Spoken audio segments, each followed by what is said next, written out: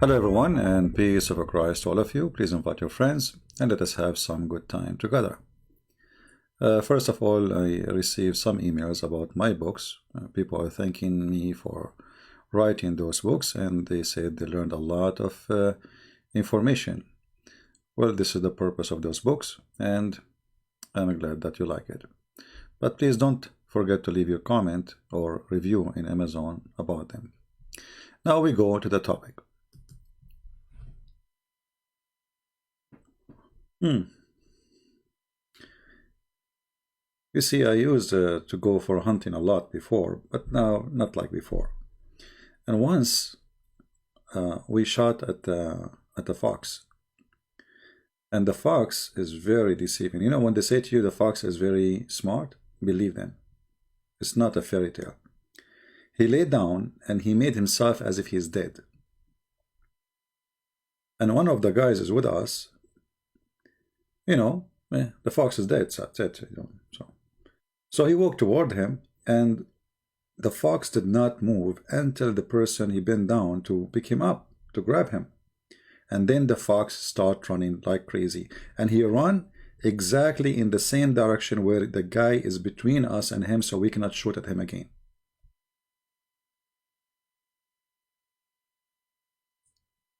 So the fox is very smart. Now, I said in the title, when a fox explains Islam, I don't mean it literally.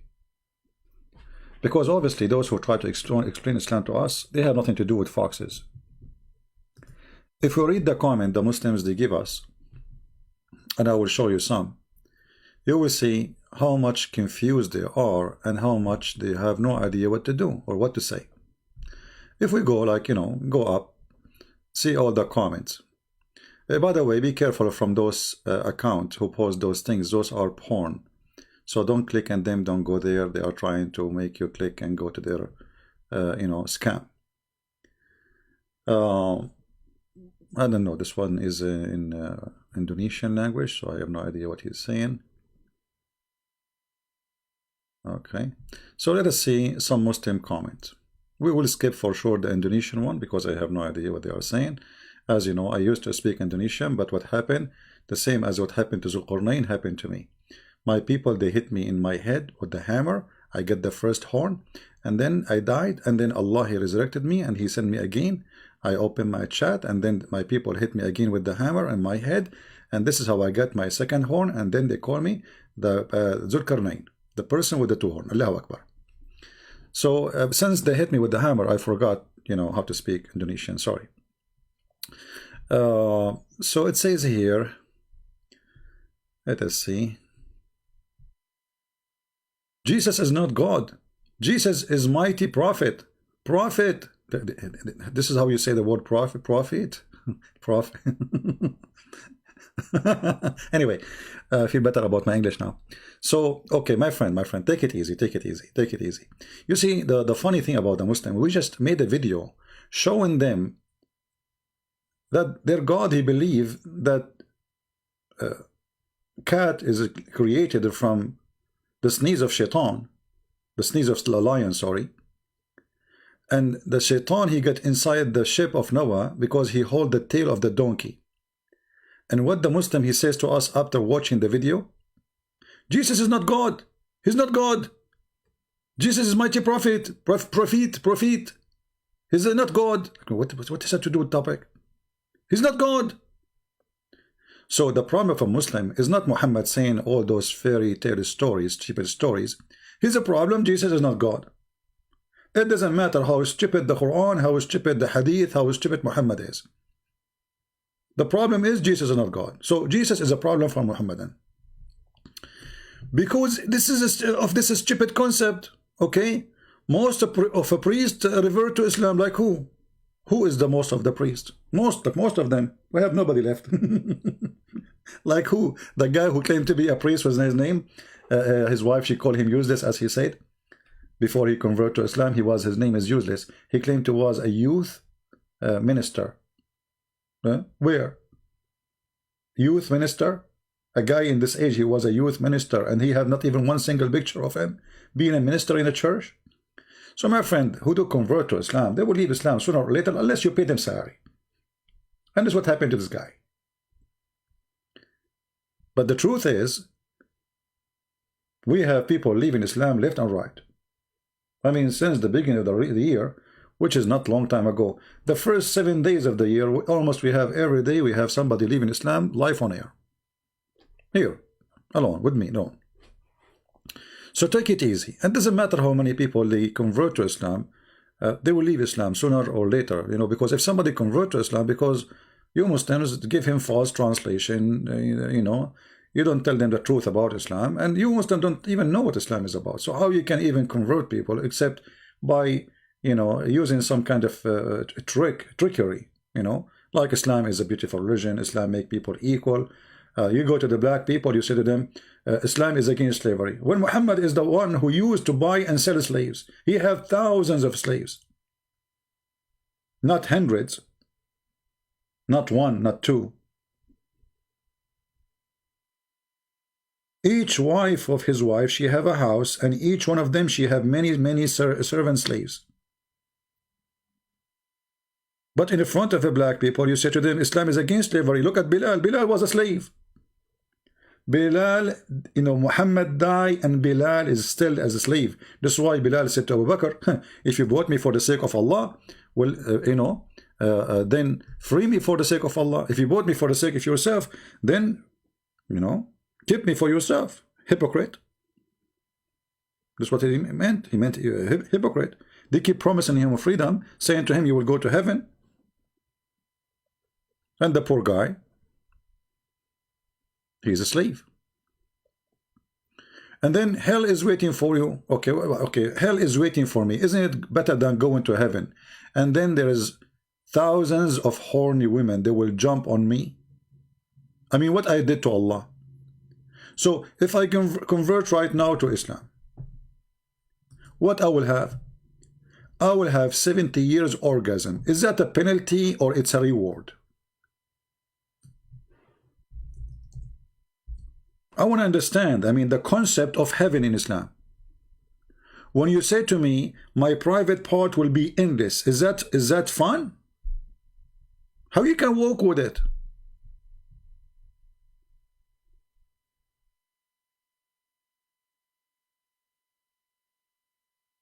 The second you start thinking about what they promise you about Islam, you go crazy. I mean, you have an endless private part. You have 70 year orgasm. You have women you can see through their bones. I mean, what is that? So when you try to invite me to your cult, I see nothing except stupid promises. They don't even make sense. I mean, at least, you see, if you invite somebody to Las Vegas make way more sense, it is real, than the promises of Muhammad, like endless penis. How you can enter the casino with it? Let us imagine your house is in the size of all the casinos in the world. Huh? Fancy. But now you have endless penis. How? What you can do with it? Where you can put it?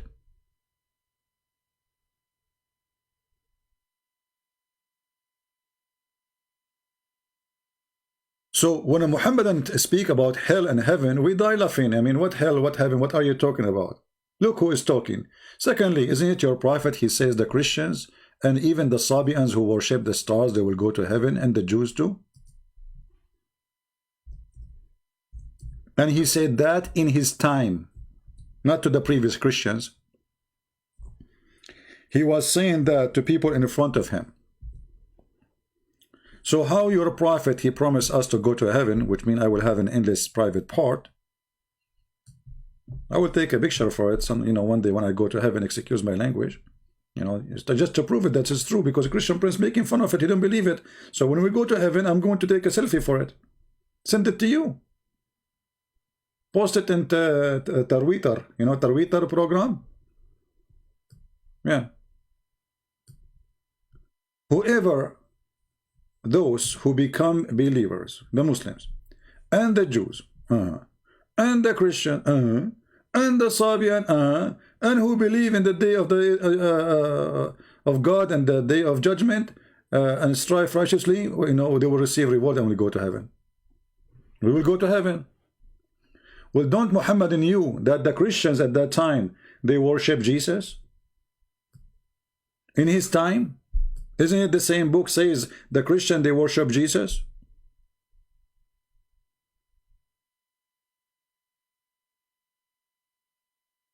Right? Now, some of you were asking in the chat when I'm going to talk about how Allah created the pig, as we promised you. Don't worry, we will talk about it, but not now. You know, I mean, maybe tomorrow or the day after. No rush. The pig is really created. Don't worry about him. We will talk about it. But now let us answer the Muslim funny comment. Islam is the fastest growing religion. That's a false statement, because first of all, there's nothing is called Islam exists anymore, and there's nothing is called Muslims. When we say Muslims, we are saying people who they are calling themselves Muslims, but in fact, none of you is a Muslim. None of you. Name for me one Islamic country is a practice in Islam. You see, Islam is not like a Christianity. Islam is a government. If the government does not exist, there is no Islam. Islam is not a religion. Islam is a government. So, if you could not practice a government of Islam, then there is no Islam. And you can ask your sheikh, he will say to you exactly this is true. So which country in your world they want to follow Islam? Why you don't follow Islam in Turkey? Here you have Erdogan, he recite the Quran for you. The country of the bars and prostitution and drugs and the casinos and, you know, sex tourists and etc. Okay, but this is Turkey. Erdogan, you know, had the party of Allah. He never even closed one bar. Why you don't want to follow Islam? Well, because Islam is just a sign, you know, but behind the sign everything is allowed. Why you don't follow Islam in Morocco, Algeria, Egypt? I mean, name for me one place you follow Islam. Where? Even in Saudi Arabia you don't. Who in Saudi Arabia, who is a Christian in Saudi Arabia, he pay jizya? Nobody. Nobody.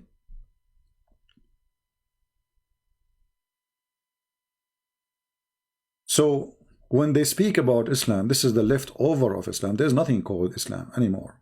Islam is gone actually since the time of Muhammad. After Muhammad, there's no Islam. There's just people fighting over power. The Muslims, they slaughter the grandsons of Muhammad, who the Muslim claim that they are his grandsons from Ali.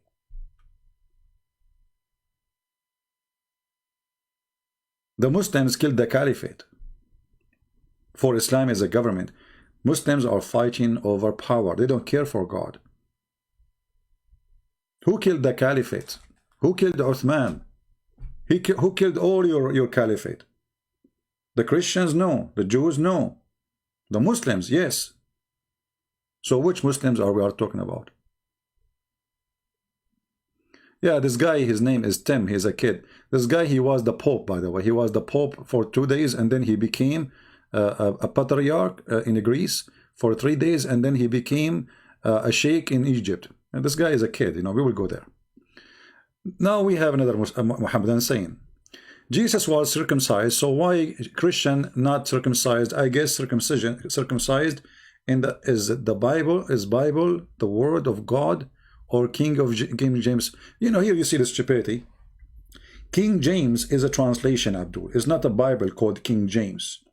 A translation, you say you have Quran Yusuf Ali, you have Quran Hilali and Khan, you have Quran Biktal, you have International Sahih International.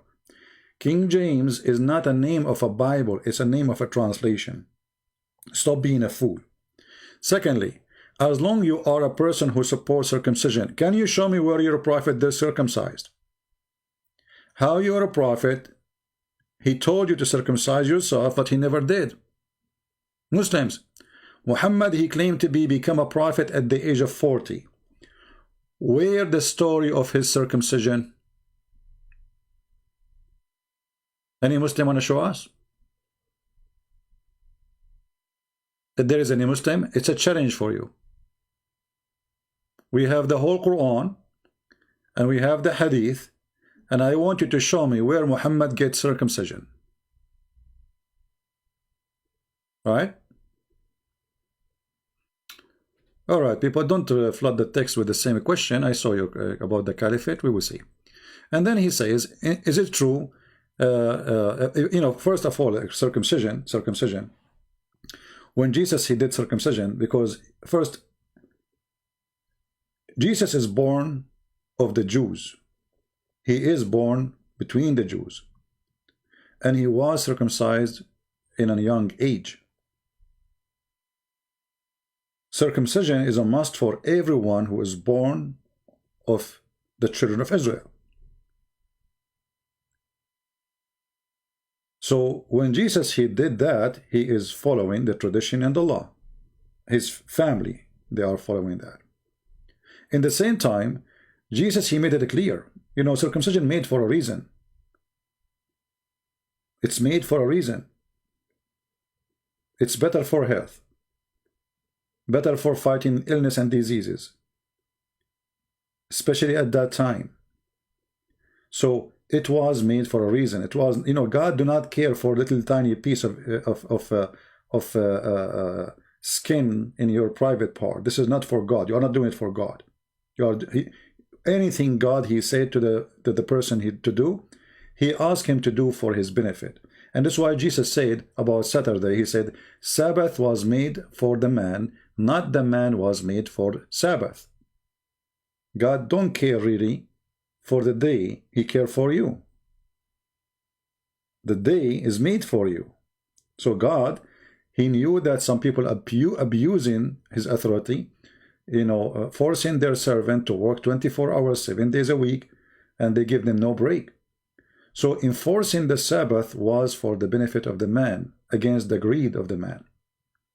Otherwise, God don't care really. You want to work 7 days a week, go. So when a person became so silly and he tried to focus in something, let us focus in it. Why your prophet did not do circumcision? Yet he is claiming that he is following the step of Moses, and even he ordered you to circumcise yourself and even to circumcise women. And I want to know where Muhammad he got women circumcision from. Is that from Moses? Why in the world you want to circumcise a woman? What for? The man's circumcision was for health issue. The women's circumcision for what? And you circumcise what? So a Muslim is like a person, he found the skin of a banana in the street and he thinks he is holding a banana. You are not holding a banana, my friend. What is the banana in your hand? Where is the circumcision of your prophet?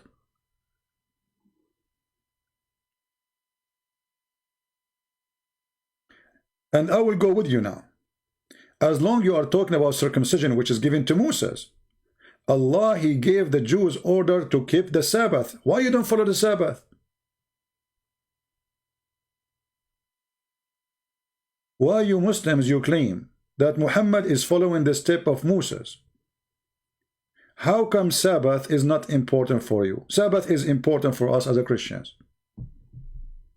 Sabbath is any day you designate for God, not only Saturday. But it can be Saturday. However, how come Muhammad he skipped the Sabbath? The hadith says that Muhammad he want to act differently. He don't want to use the Sabbath as the Jews, and he don't want to use the Sunday as the Christians. So he chose what? He chose a Friday. So it was not Allah who asked him to do that. And let me show you that Muhammad was practicing Sabbath in the beginning.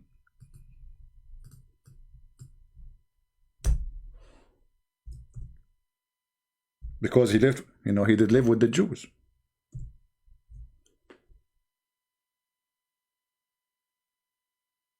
When Muhammad he called for the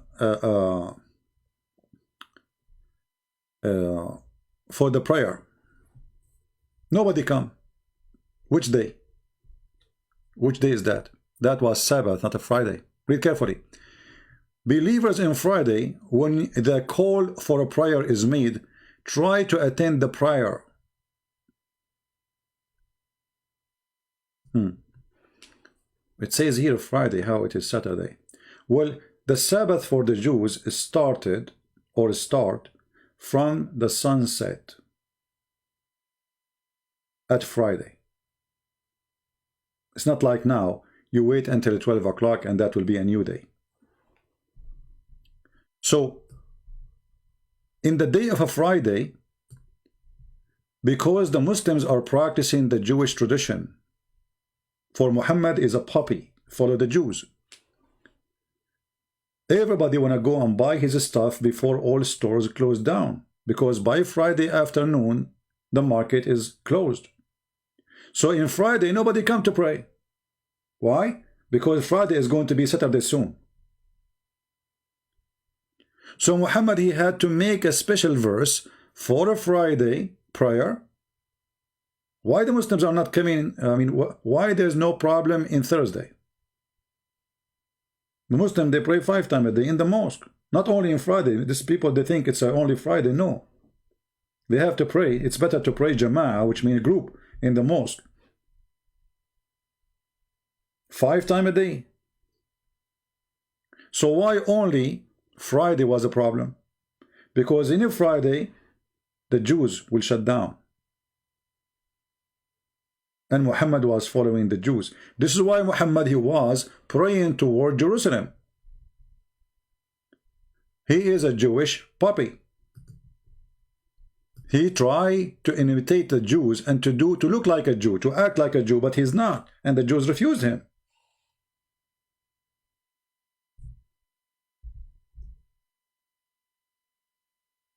If you ask the Muslims, Muhammad was praying to which direction? Before he prayed to the Kaaba.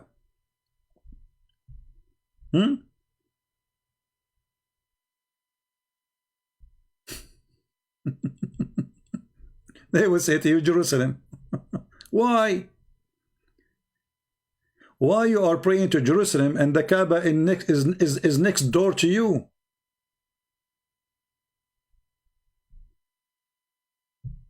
Do we have any Muslim want to say anything?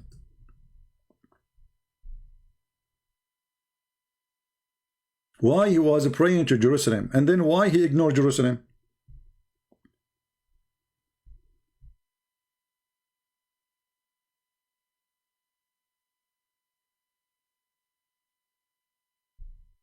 Any Muhammadan?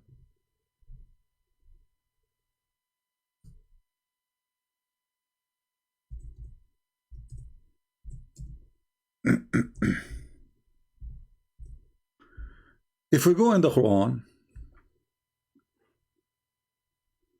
you will find some verses speaking about those issues.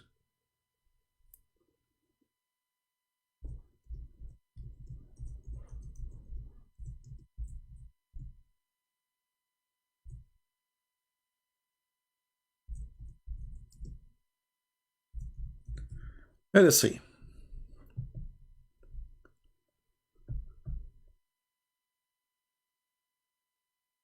Let us show some reference so we can love together.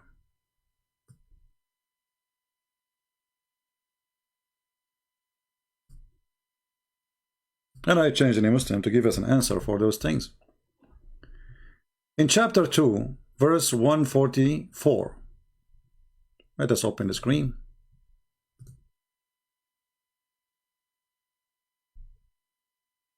We certainly saw you, Muhammad, often turn your face to the sky, okay.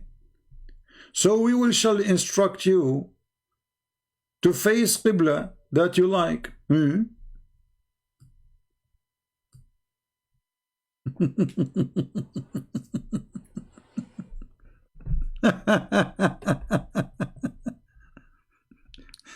So at that time, Muhammad was praying in which direction? Where he was? He was praying to India? All those years, Muhammad praying to where? The Muslim, they will say to you, to Jerusalem. Now look here what it says. It's something very important. Very important. You know, usually when people read, they don't notice what is really important in the text. So we shall instruct you to face a qibla that you like. This is the Muslim translation. In Arabic it says tardaha, which means you approve. That's mean the Kaaba is not holy. The Kaaba is not a holy place. But there is something happened made Muhammad like to pray to the Kaaba. What was that? If we go and check the hadith, we will find Muhammad, he was instructed by his boss, Umar ibn al-Khattab, to change the direction of the prayer. To do what? To change the direction of the prayer. It was Umar al-Khattab who changed from Jerusalem to Mecca.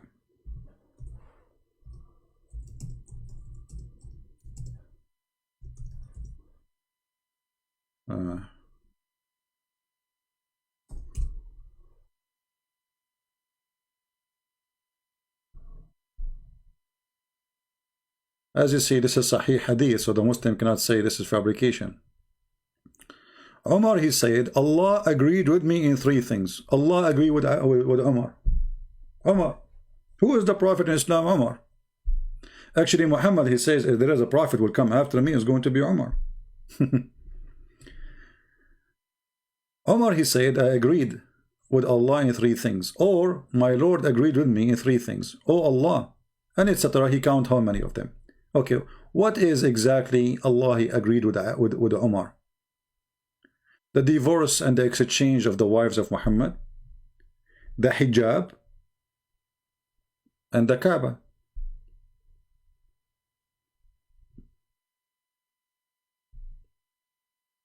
Read it. The Kaaba,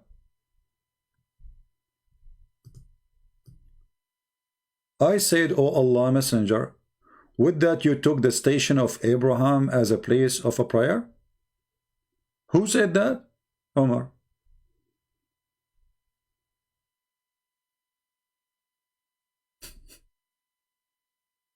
Muhammad was not praying to the Kaaba. And here we go, Umar saying that Allah agreed with me. So Muhammad, the scam Muhammad, he took the advice of Umar. And he made a verse saying, Allah, he told me to pray to the Kaaba. But in fact, it was Umar. All those things you see in front of you, it was from Umar, including the hijab.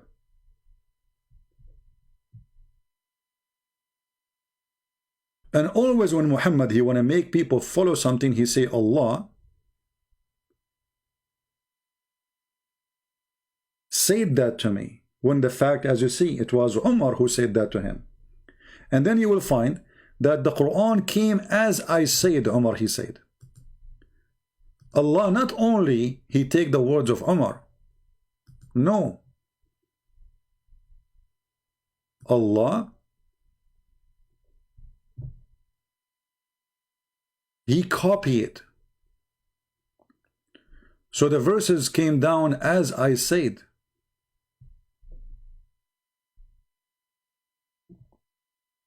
As I said. Why Allah he is taking the word of Umar as he said? Any Muslim can tell us? The Muslim, they say to us that nobody can make Quran like the Quran. And then we find that Allah copying Umar word by word.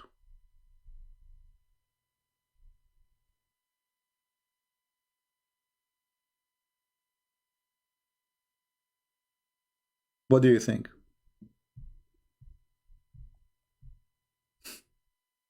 Word by word.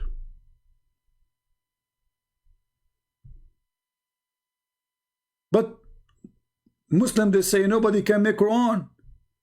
And then we find that Allah taking the Quran from Umar word by word. Read with me. All of this reference, look. Look how many.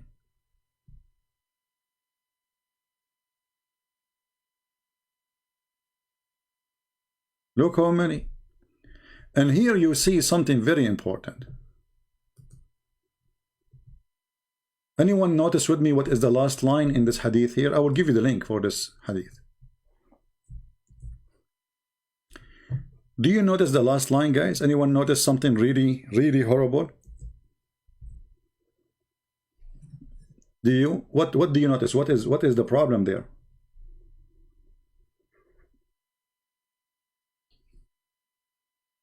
Anyone notice the problem?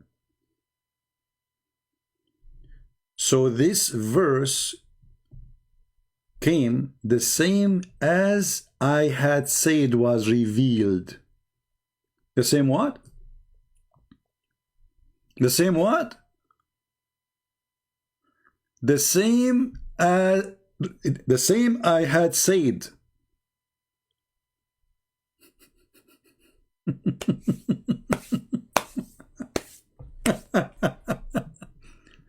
But remember, nobody can make Quran.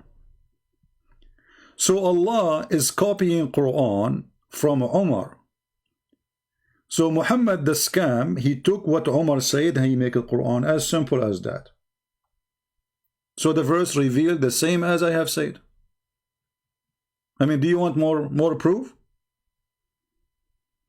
So everything your prophet is a scam. Your circumcision is a scam. He's copying the Jews. Your salat is a scam. Your fasting is a scam. You know, Muhammad, he came, he said to the Jews, what is this? What you are fasting? What you are fasting? He said, this is the fasting when Moses, he crossed the sea. He said, oh, I am more close to Moses than you, and he started fasting it. No? What? So it's not Allah who told him to fast it. Have you ever heard of a prophet of God? He fasted just because he heard a Jew saying, this is when Moses crossed the sea. We fasted. What if the Jew is lying?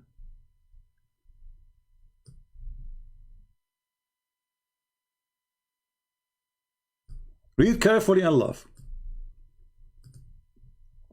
The book of fasting, the day of Ashura. The day of what? Ashura. Now the Muslims are even confused about Ashura. They don't even know this is the day of the Jews or this is the day of the pagan. They are, you know, what a cult. Ibn Abbas said, Allah pleased with him, reported that Allah Messenger came to Medina. Medina, remember, the name of the Medina was not Medina. Medina is just a word, means city. Very silly name. It was Yathrib. Muhammad later, he changed the names. And many of you, they might say, how come Muhammad, he called himself the praised one, and there is many people, their name is Muhammad? My friend, those who converted to Islam and they used to have a name, don't agree with Islam, they force them to change their names. Just put that in your account. There's many people who after they convert to Islam, when Muhammad conquered them, he forced them to change their names. So he came to the Medina and he found the Jews observing the fast of the day of Ashura.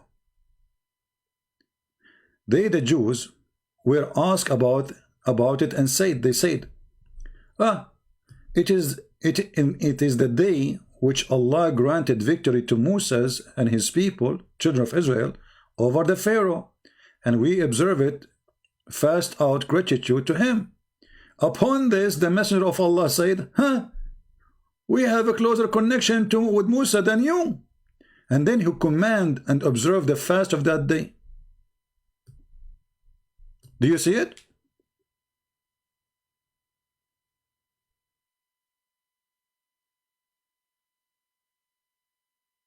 How you are a prophet of God? Shouldn't you receive an order from your God? Maybe this tradition is false. Maybe you should not do that.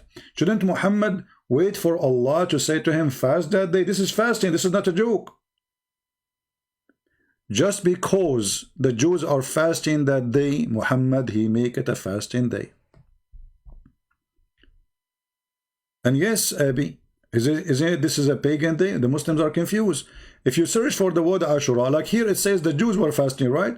But if we search for Ashura, we will find that this is not the day for the Jews.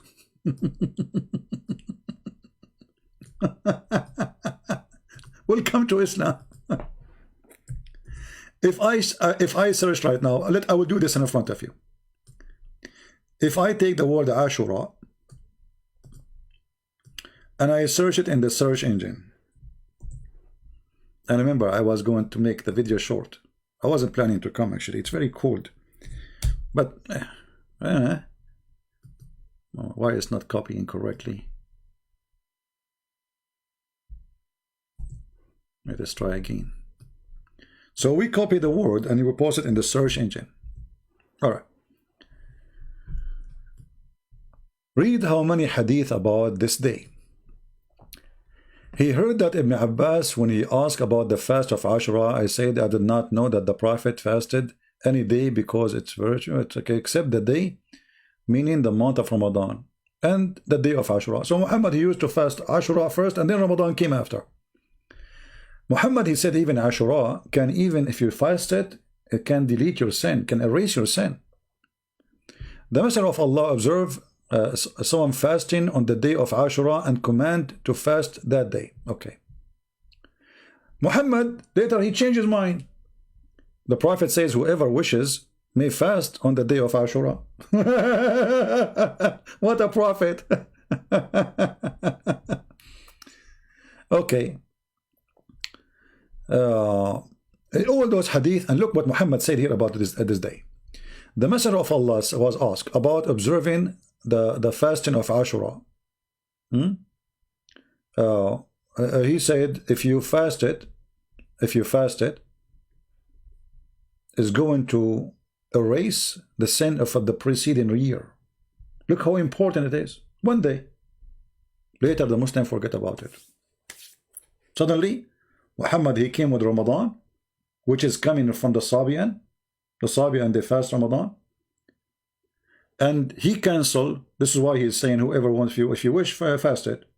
But how it was, I mean, where Muhammad, he got this information from? He just learned from the Jews to fast this day.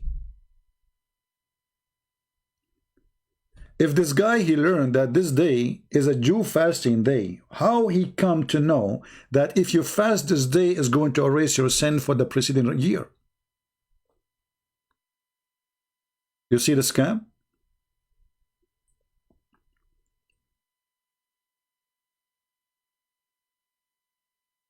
Allah never told him to fast it. Angels never told him to fast it. He saw a Jew in the street. He says, oh, we are fasting. Why you are fasting? Oh, today the day Moses, he crossed the sea. Muhammad, he ordered him to fasting, and then he come with his own reasoning. He told them something from where? He himself, he learned about the fasting from the Jew. He himself, he learned that this day is a Jewish day. Then how he come to the conclusion that if you fast this day will erase your sin for the last year? And what kind of religion, if you fast one day all your sin for the last, so all what I need to do, I will be doing all kind of sin for non-stop for the last 365 days, and when the day come I will fast and that's it, I'm clean. See how easy?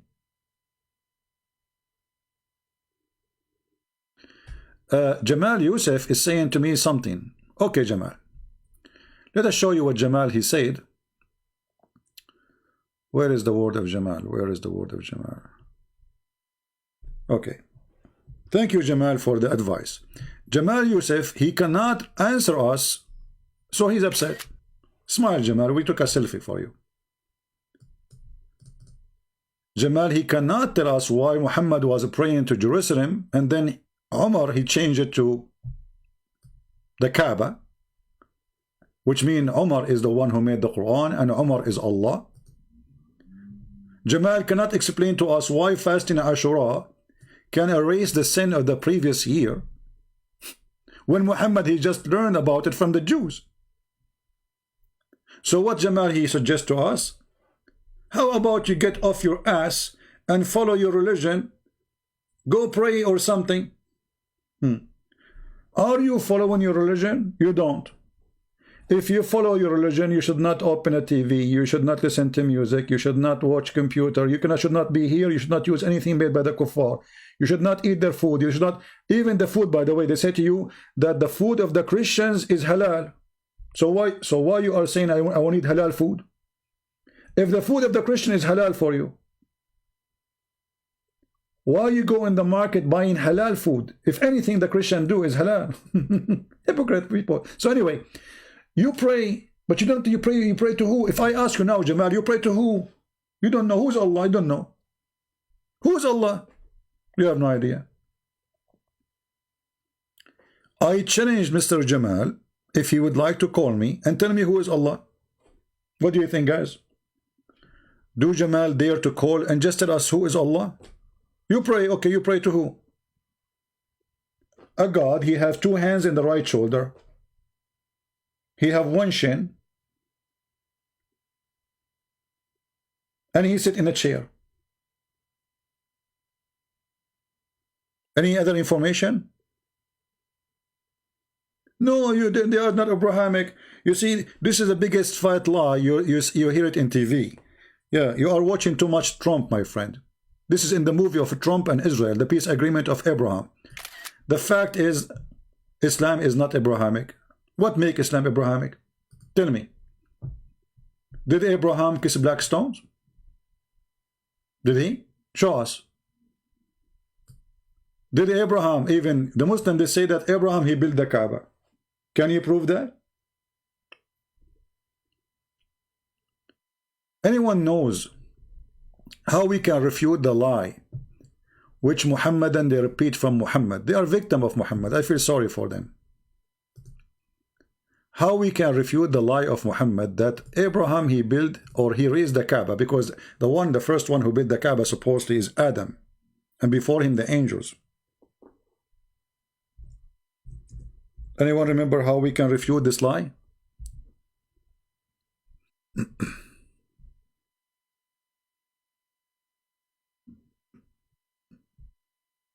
If we ask Jamal, who is the one who built the Kaaba?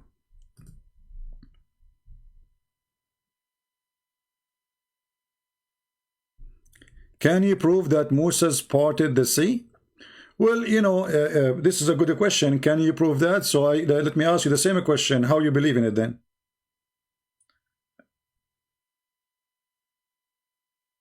I'm asking you about your religion. What is your proof? For me, even there is a scientific study. They say yes, in certain time the sea was in etc. place and then move, etc. So, but there's no camera at that time to record the event. So it might be true, it might be fiction, no problem. But you Muslims, you have no witnesses for anything. We have witnesses that Moses, there's a history written about Moses was in Egypt. We have history written about Moses came from Egypt. We have history about the whole nation was of Israel was in Egypt and run away from Egypt. What is the proof that Abraham was? Which historian report that? And now I'm asking you, if there is any historian reported that Abraham, he was in Mecca?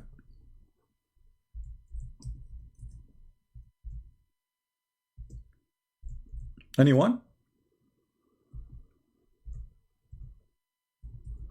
Do you know anyone?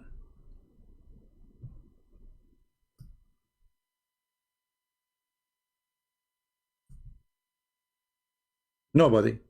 So your Muslim stories, always Muslim stories, there is no witness for it. There is no witness, even there's Muhammad. Muhammad himself, who is Muhammad? If we read the Quran from the beginning to the end, who is Muhammad? Where Muhammad was born? Nothing in the Quran. Who is the father of Muhammad? Nothing in the Quran. Who is the mother of Muhammad? Nothing in the Quran. Which year he was born? Nothing in the Quran. Who is his grandfather? Nothing in the Quran. So what is in the Quran?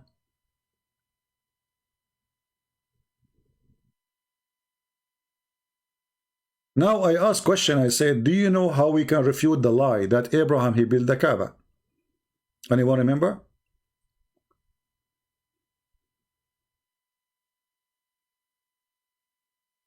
Anyone remember?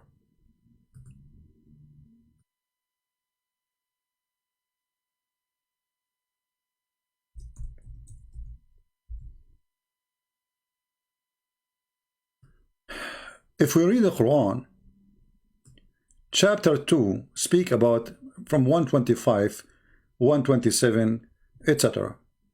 So in 125 it says, and remember the house, we made the house, the Kaaba, the center, sanctuary of mankind, blah, blah, blah, blah, blah, okay?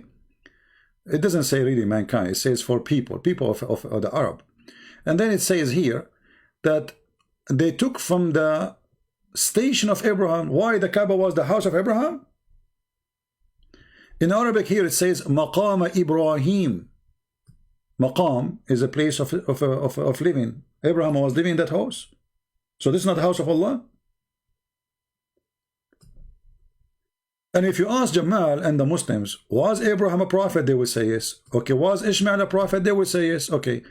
Is Muhammad from Ishmael? They will say yes, which many Christians, because they are following naive priests, you know, in Christian churches, many dummy, they repeat that Ishmael is from, Muhammad is from Ishmael, because they are dummy.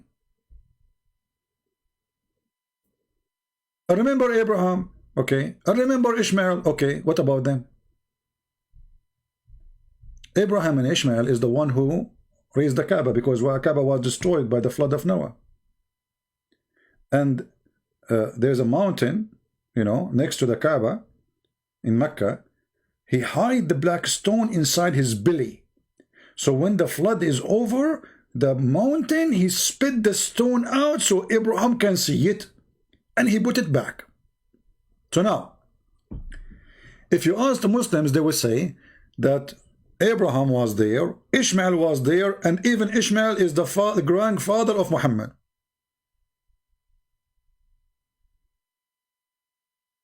So how you explain to me this verse? Let us read and love. Was Ishmael a messenger of Allah? They say yes. To who? They say to the Arab. He is the father of the Arab. But in chapter 34, verse number 44, it says, there was nobody before Muhammad as a messenger of Allah in Mecca. Read it and love. Read it and love. We did not send to them, who? The Arab, any book to study, nor a messenger to warn them before you. So how you say Abraham was there?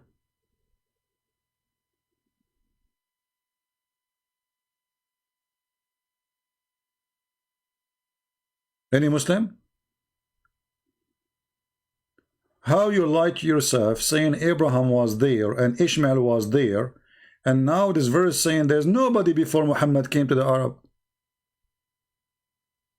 and to Mecca specifically here?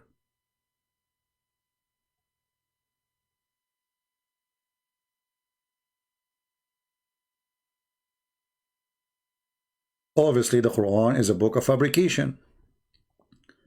Muhammad, he forgot what he said about Abraham in different verse. So if we go to chapter 2, verse 125, 126, 127, we will see that Abraham was there. And then from his seeds, supposedly are the Muslims.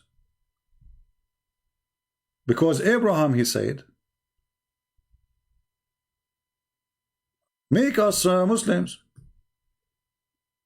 And make our offspring should be Muslims. Okay. And the Muslim, they say that Abraham is the grandfather of Muhammad. Okay. So how this verse says there's no one before Muhammad to Mecca and to the Arab?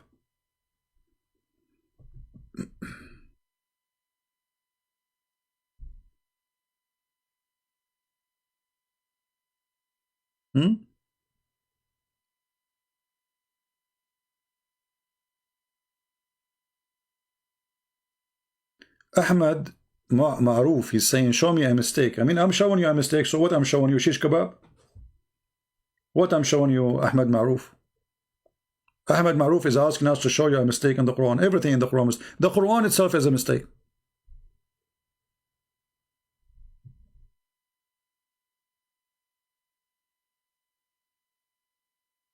How Ishmael was there, how Abraham was there, how Adam even was there, how they warned the people to believe in Allah, and then the Quran says there's nobody was before Muhammad. He is the first warner.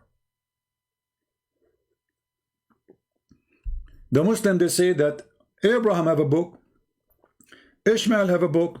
Where is the book of Ishmael? Hey Muslims, where is the book of Abraham?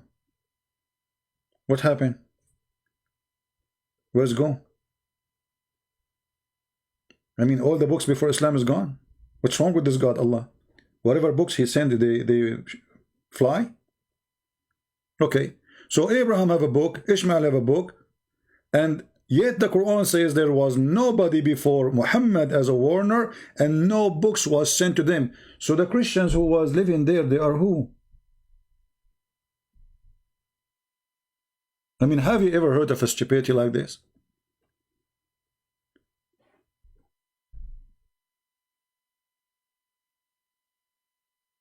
The Christians who were living there, according to the Muslims, if those people there, they never have a book. So what the Quran says, we send the Isa, the Injil, and there's a Christians, and Khadija was the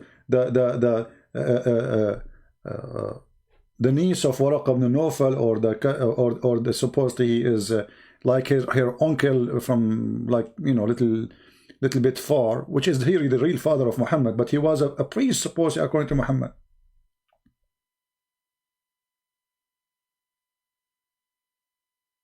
And by the way, the Muslims, the funny thing about them, they say to you, there's no proof that Khadija, she was a Christian. So why you say that in your speeches when you try to fool the Christians? They go and when they speak to Christian, they say Khadija was a Christian, the first wife for the Prophet Muhammad. But in YouTube, they say, no, there's no proof.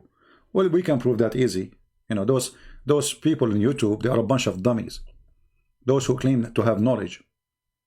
Zakir Naik, he says, there's no proof that, you know, all of them. Didat, he said the same. But we can prove it in 2 seconds. Okay, Jamal, I will open Skype for you, my friend. Give me a few minutes. If you go in the Quran, in the Hadith, sorry.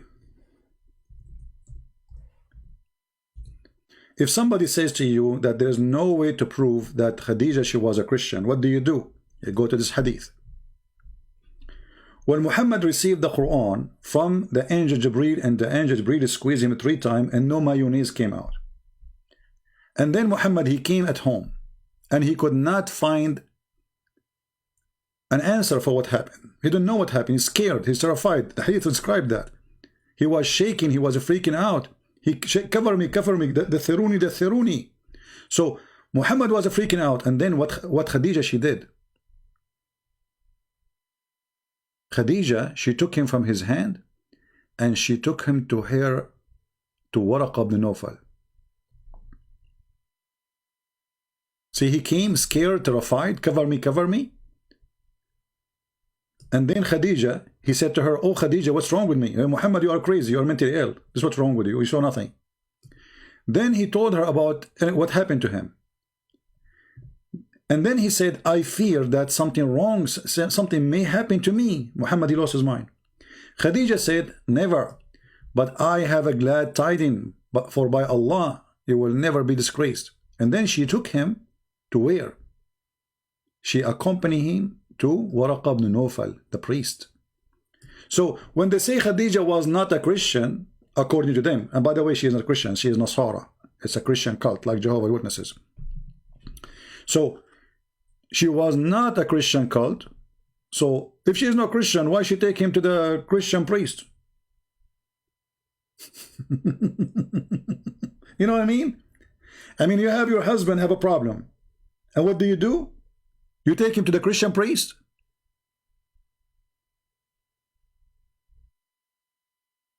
Do you understand what I'm saying? You take one of your family to a priest if you are a Christian. And he himself have to be Christian too. Otherwise, how even Muhammad he agreed to go with her to someone is a Christian? In this case, it was Nasara, which is a Christian cult. Let us open our PalTalk for Mr. Jamal, so he like to call us.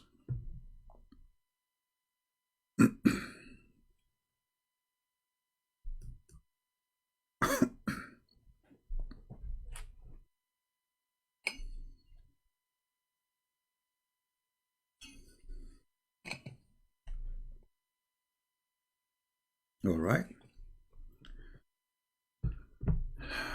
Okay, Jamal, I receive a text from you. I will call you, my friend. Please answer me when I call you.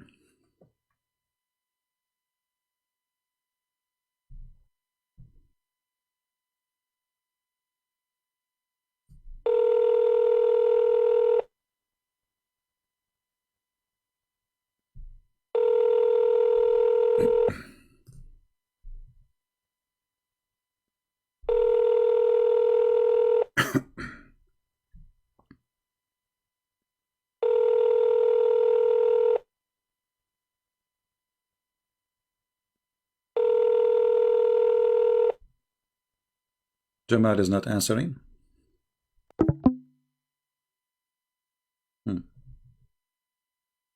Are you there, Jamal?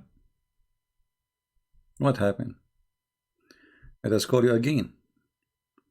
Are you calling? I cannot see.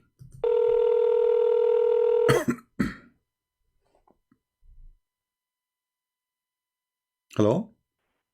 Hello? Yes, Mr. Jamal, how are you doing, my friend? Hi, I'm doing good. How are you? I'm fine. So what do you like to say to us about your religion? Go ahead. Okay, so first of all, I was just scrolling through YouTube, and I just came across your stuff. Like, I've never seen you before. This is the first time I've seen you. All So right. I like, what can you just break down what the channel is about? Like, what religion do you follow? Well, we discuss about Islam, and I believe Islam is a false religion and Muhammad is a false prophet. Okay. So do you, because the way you're talking, it seemed like you're Jewish. Oh yeah, I'm a Jew. Sometimes I'm a Jew, but today is not Saturday. Okay, so Yeah. what are your claims? Your claims that the Prophet Muhammad isn't a prophet. Well, when you say a prophet, can you give me a prophecy he said to make him a prophet?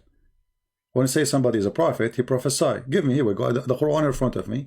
Give me a prophecy Muhammad he said it's come to be true. Well, if you look at a bunch, he's prophesied that men will start acting like women and women will start acting like men. They start dressing. That's a big one. That's one that's coming into fruition. He prophesied that, but this is what happened in his time, and there was always a gay homosexual in his house.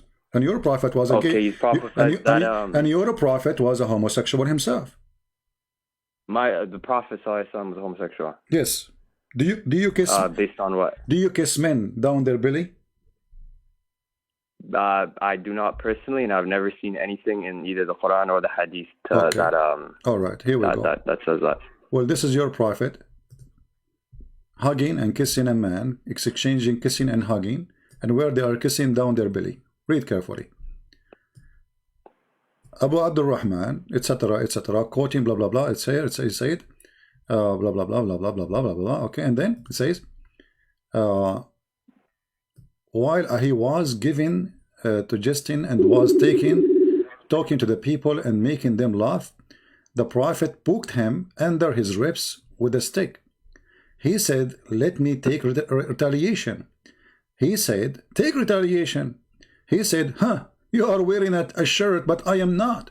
The prophet then he raised his shirt, and the man embraced him, began to kiss his side, and then he said, "This is what I want, Messenger of Allah." Do you do that yourself? Now the guy and who the guy is topless. Your prophet is not topless. The guy, he said to him, "Well, you are. This is not fair. I am topless, and you are not." So Muhammad he left up his shirt, and the guy started kissing him in kashhihi. Kashhi is not only his side; is down his belly. Okay. What kind of a practice? As you tell me, do you do that? You said to me you don't do that, right? Do men do that usually? And who is this narrated by? This is narrated. They have all the narration. It says here Sahih in chain, so you can't complain. Sunan Abi Dawood. Sahih in chain. Yes. It says by who? Because you sound like an Arab. So you probably know a bit more about the religion than the people in your comments. So you know that we follow a set people who can narrate hadith. So if it doesn't go back to, I can't name all of them. My friend. I'm 19. This is your website, my friend. This is your website. My website. We personally, I don't take too much from websites. When it comes to hadith, I take stuff from either. I don't take from website too. But we are in the internet. We are in the internet, and you are not sitting next to me, and we don't have the book, so we have to use a website. So this is Sunan Abi Dawood, hadith number 5224, and it says here Sahih Hushain. Sunan Abi Dawood. Abu Dawood, say that again? Yes, Abi Dawood 5224. All right? 5224. Yes. For sure. General behavior? The book, yes, general behavior. Book number 43. Wearing shirt, but I'm not the prophet, and raise his shirt and money grace. To kiss his side, and he said, "This is kiss." Okay, so you are wearing a shirt, but I am not the prophet. Then raised his shirt, and the man embraced him and began to kiss his side. Okay, under his rib. So his side, so his stomach. So you at first said it was under the belly, and now I'm reading that it's under the rib. So it's basically your midsection. Oh, yes, no. Kashha, we can go to the dictionary and see what kashah is, you know. So it's not up to me. You see, that this is the Muslim translation. If you speak Arabic, you can go right now and search for the word. Secondly, do you kiss a man in his belly? I don't kiss a man in his belly. Okay, and this so now you are trying. Belly. Now you are trying to fix it. You are the one who said it is not down his belly. It is his belly. You are trying to fix it. But is that a behavior of a prophet of God? He take off his shirt. He lift up his shirt. The guy, he go under his shirt. Now they are both naked. Here we go. Hang up.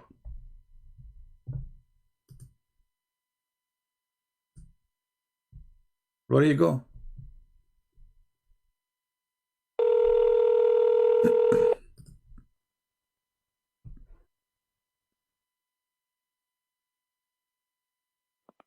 Hello? All right, my friend, we lost you. No problem. So my bad. Okay, you see. Anyway, this is can be a problem for you if you want. Can be no problem. Here's your prophet, and maybe he's a crazy. What we can do, but let us say, for the sake of argument, was Muhammad a normal person? Was he a normal person? He was one of the greatest beings ever walked this earth. He was more so. Yes, when it comes down to. When it comes to human standards, he was the greatest of the humans, but he's no more than human now. Okay. So what make him greater than a human standard? What? For his devotion to worship of Allah. What devotion? He made verses. And that's the only thing that Okay, let us see how much devoted he was. Was your prophet, did your prophet make verses in the Quran saying any woman she want to give herself for sex for him, and this is a privilege for him? The Prophet actually had no verses in the Quran. No? No?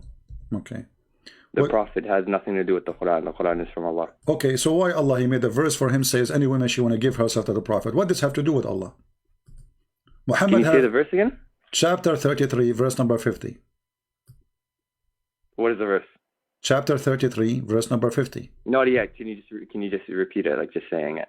Chapter 33, verse number 50. Yeah, and what was it? Says, and the woman she offer herself to the prophet, so the prophet can if her. The Muslims that translate that as yastankihuha, which is if her, but they translate here the word marry.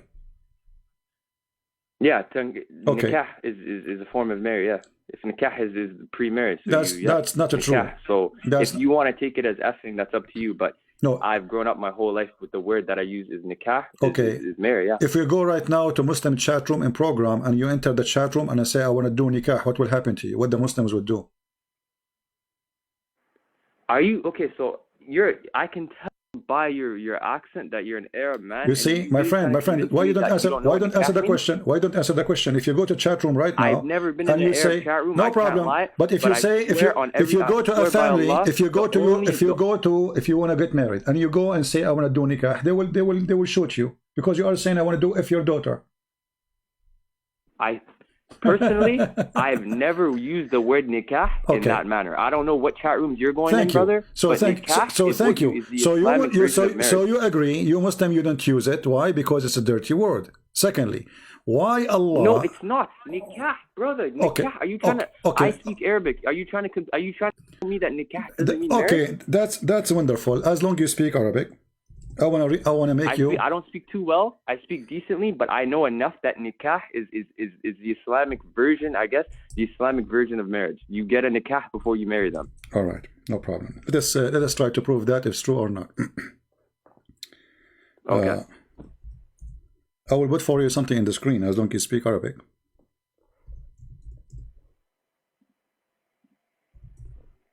Give me a second. I don't have the stream open. Are you putting it on the stream? Just give me a second, you know. I will put it for you. And I can give you the link even in PalTalk. You can click on it and open it. Just give me a minute.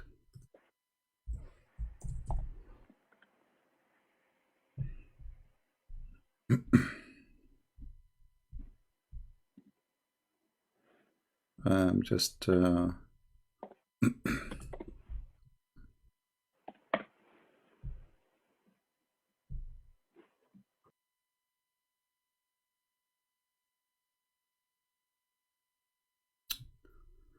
Okay.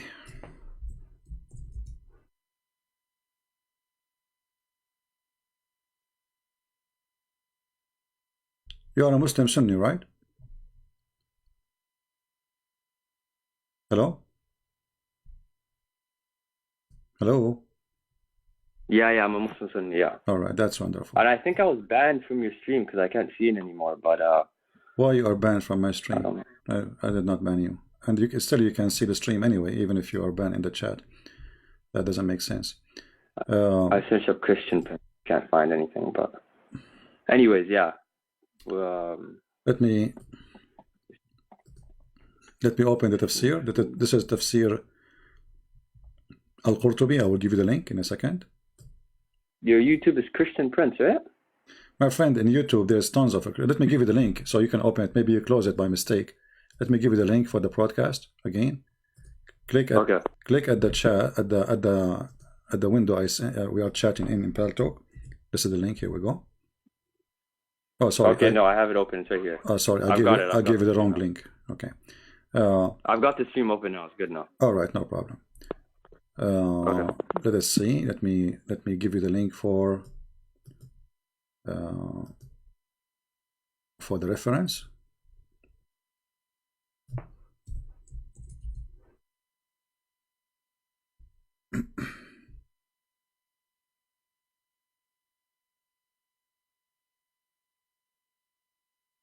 Now I will give you the book of Al-Qurtubi.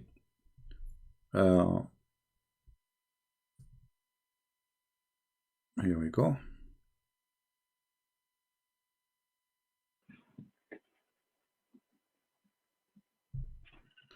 Open this link, please, from your side. And I will put it on the screen on my side too. And here it says how Shaitan he have children. Let us open it in the screen so everybody can see it, including you, or you can click at the link which I gave you. This is Tafsir Al-Qurtubi, and you are a Sunni, so we have no problem, right? Okay, it says here, yeah. In the Tafsir it says, سألني رجل, a person he asked me, do Iblis have a wife? I said, this is a wedding I did not attend. إن ذلك عرس لم أشهده. Then he says, and then the Quran says, أفتتخذونه وذريته أولياء? Are you going to take him and his offspring as lords? You're trying to, dude. I see what you're doing here, man. I see what you're doing. No, wait. Wait. No,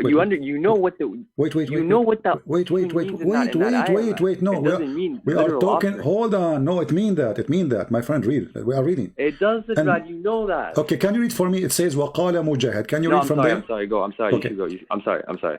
Can you read for me and translate? Go ahead. وقال مجاهد. Do you see why it says وقال مجاهد in the middle of the page? Okay, read it and translate, please. Where is this? From where? وقال مجاهد in the middle of the page. It says وقال. I see وهو مذهب محمد من خرطته. قال مجاهد إن إبليس أدخل فرجه. قال مجاهد إن إبليس أدخل فرجه في فرج نفسه فباض 5 بيضات فهذا أصل ذريته. وقيل read carefully إن الله تعالى خلق له في فخذه اليمنى ذكرا وفي اليسرى فرجا فهو ينكح هذا بهذا. Translate. Go ahead. You translate it. I understand a bit, but not too well. Okay. So Allah he created for Shaitan a penis in the right thigh and a vagina in the left thigh. So he do nikah by this to that. You said to me nikah mean marriage. Shaitan is marrying himself nikah now. So what this is hadith you're saying? My friend, this is the tafsir al-Qurtubi. And this is Mujahid. This is a hadith from Mujahid. Mujahid, you know, one of the great names in the history of Islam and companion. So he said that Allah created for Shaitan a penis in the right leg and a vagina in the left leg. And he do nikah but to this by that. But you said to me the word nikah mean marriage. Is Shaitan marrying himself now? What is this hadith called so I can search it up myself? My friend, I'm giving the reference. I give you the link. This is Al-Qurtubi. Al-Qurtubi 10 page number 420. All right, and you can go to volume 1 page number 291 as it shown on the screen. This is not my website. This is your Islam port. This is Tafsir Al-Qurtubi. All right, as it is. I'm showing it in the screen. So according to your religion, Shaitan have a penis because they are asking, okay, Quran says, Allah said, are you going to worship Shaitan and his children? So the Muslims are asking, okay, but Allah, he sent Shaitan alone to the earth. He don't have a wife. Adam have an Eve. Shaitan he don't have. So your prophet, he come with the solution that Shaitan have a penis in the right leg and have a vagina in the left leg. So when you want to have sex, you do nikah, he do shake this with this, and he enter this into this. This is nikah. Nikah, it's mean to F. So when you say to me the word nikah mean marriage, well, here we go. This is your Islamic books too. It says that he is doing nikah to himself. He's marrying himself. It says he have a vagina and he have a penis. And what he do? فهو ينكح هذا بهذا.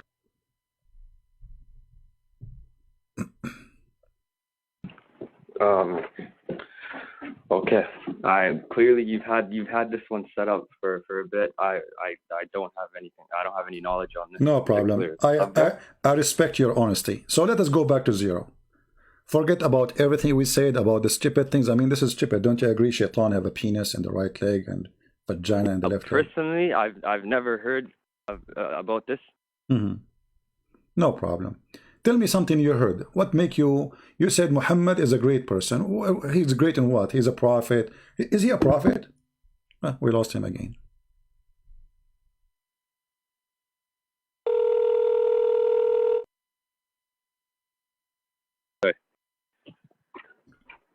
Hello? So you said Muhammad is a prophet, correct? Yeah, I would. Okay. And you said that Muhammad, he predicted that people will act like women, correct? Keep losing him.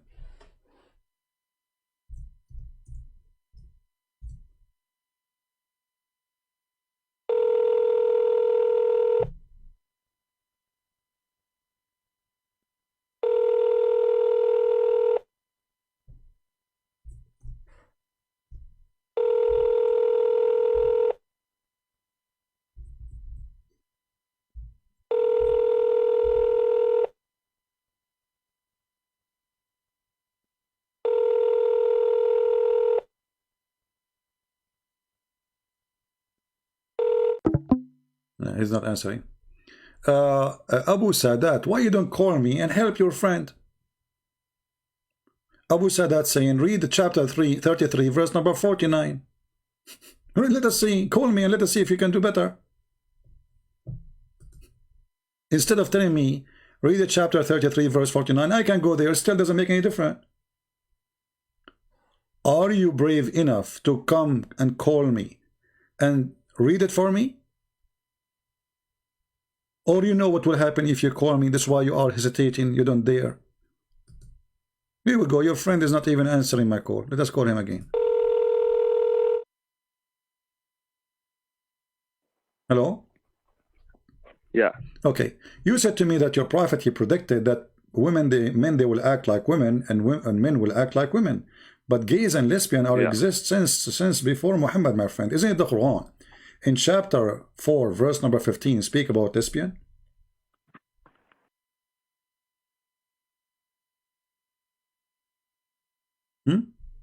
Hello, can you give me a second? Yeah, sure, no problem.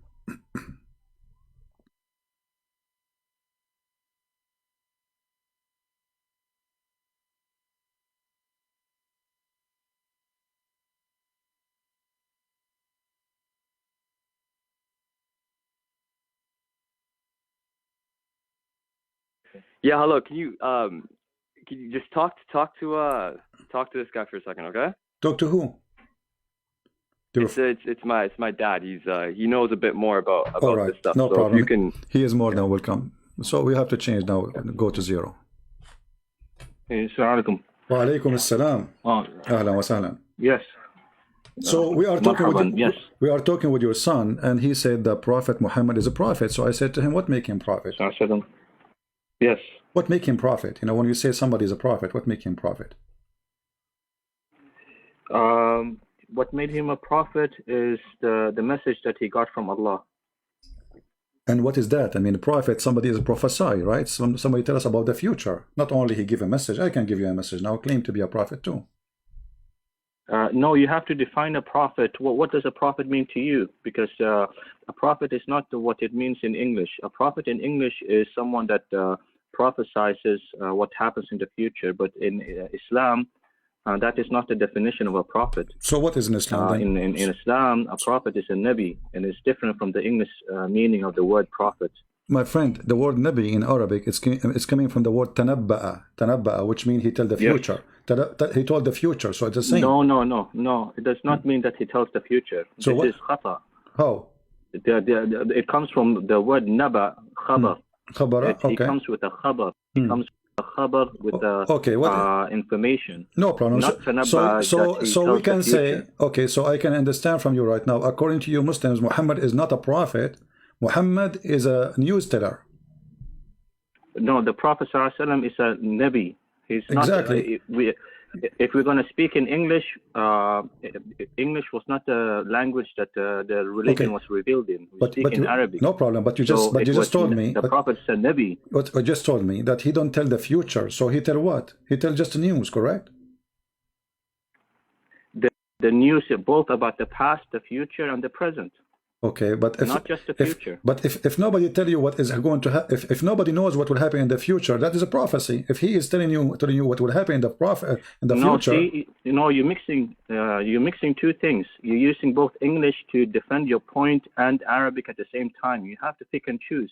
Right. The religion was revealed in Arabic. No problem, my in friend. Arabic. Okay. The khabar is what came before and what is present and what is coming in the future. So it is not the prophet that he is telling us just about the future. He's telling us about what happened in the past, about the past nations as well.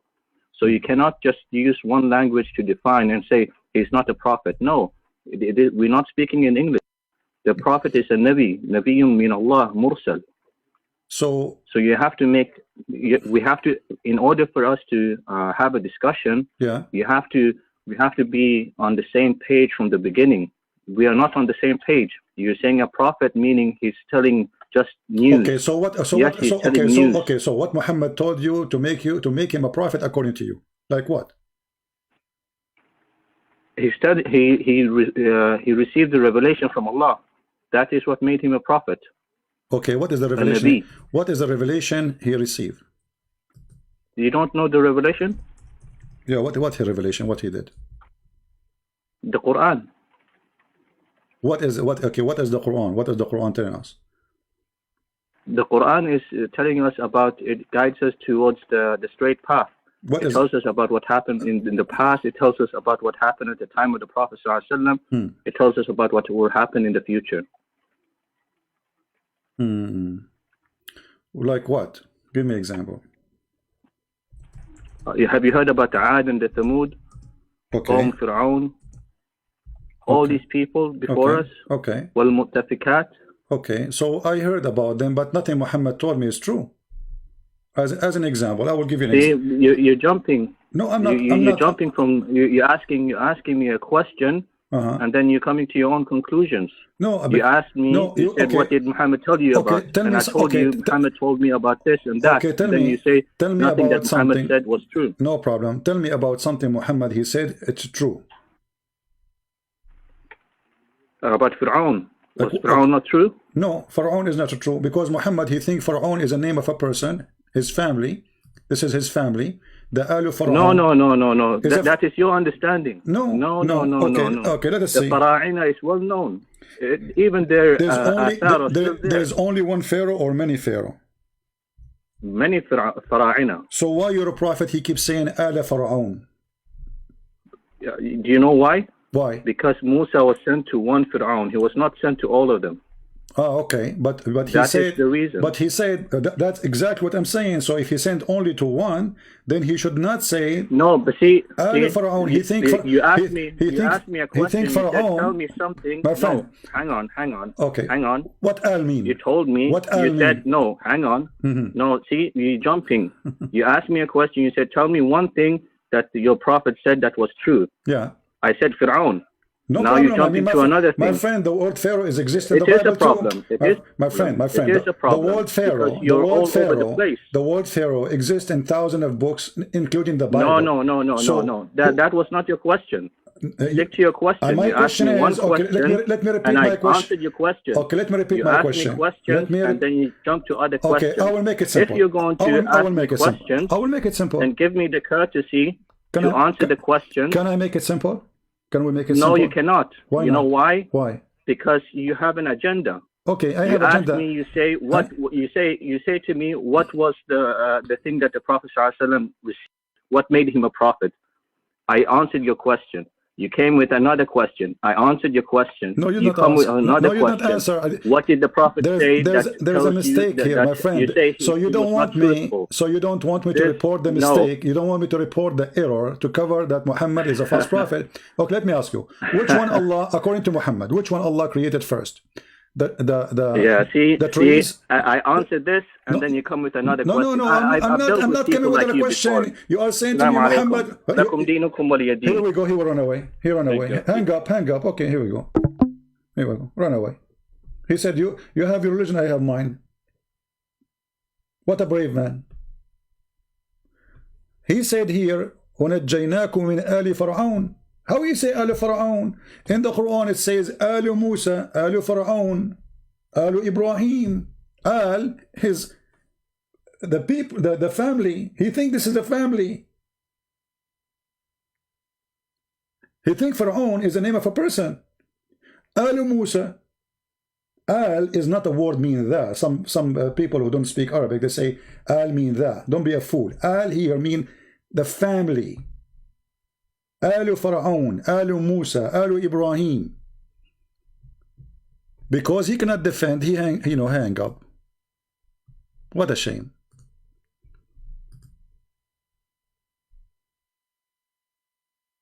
No, this is not, you change the question. I'm not changing the question. You told me, he told us about Fir'aun, so what about Fir'aun? Fir'aun is a name, exists in thousands of books. We do not need even a book to know about him. I mean, who do not know about the Pharaoh?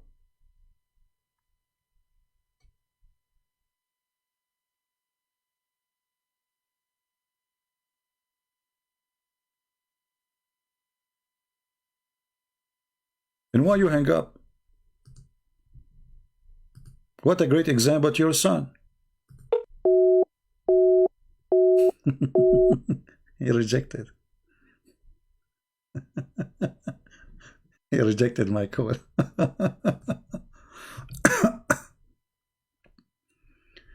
If you search for the word Al, copy the word Al. Here you see the foolishness of the one who wrote the Quran. Al. You will see the word appear in the front of a name of a person only. Alu Musa. Musa. Alu Musa. Not the Musa as someone says in the text. Ali Fir'aun.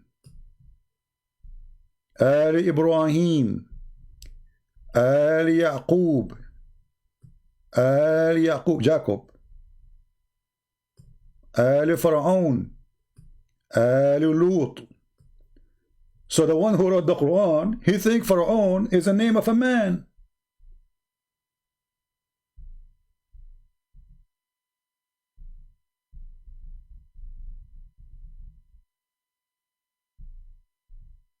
Do you see it? How many al always the word al repeated before a name of a person.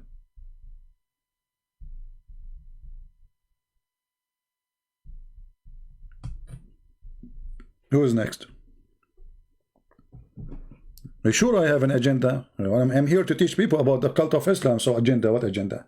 So why I'm here for to play hide and seek? You have an agenda.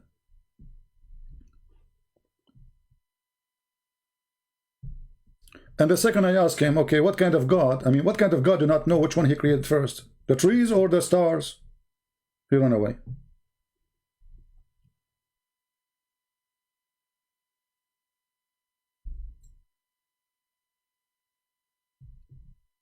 And look, they speak Arabic. That's a great, advantage. I mean, I will have somebody who speak Arabic. What do you want more?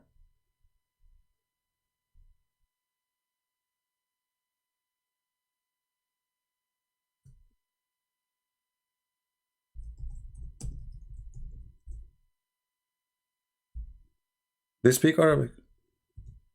If the Arab don't dare to debate me, who's going to debate?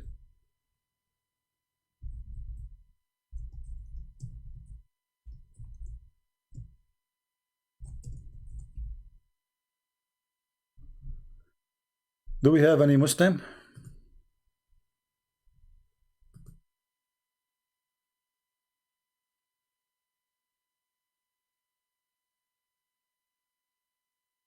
Anyone?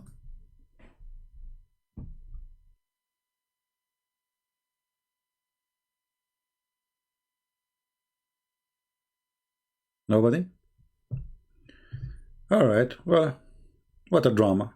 I feel sorry for them. Muhammad is a prophet, but he is not a prophet. It's not like in English. Qur'an came in Arabic. Okay. So what? So he's a prophet? No, he's Nabi. What Nabi mean? Naba'a. What does that mean? News. Okay. So what the news mean? He tell you about in the future and the past. But this is a prophet. If somebody tell me about the future, this means he's prophesying. How he tell me about the future if he's a prophet?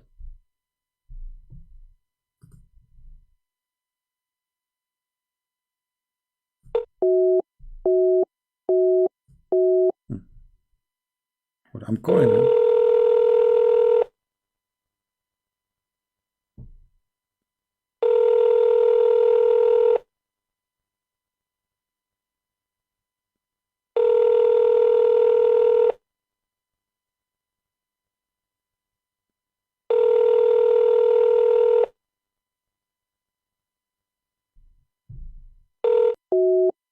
He's not answering.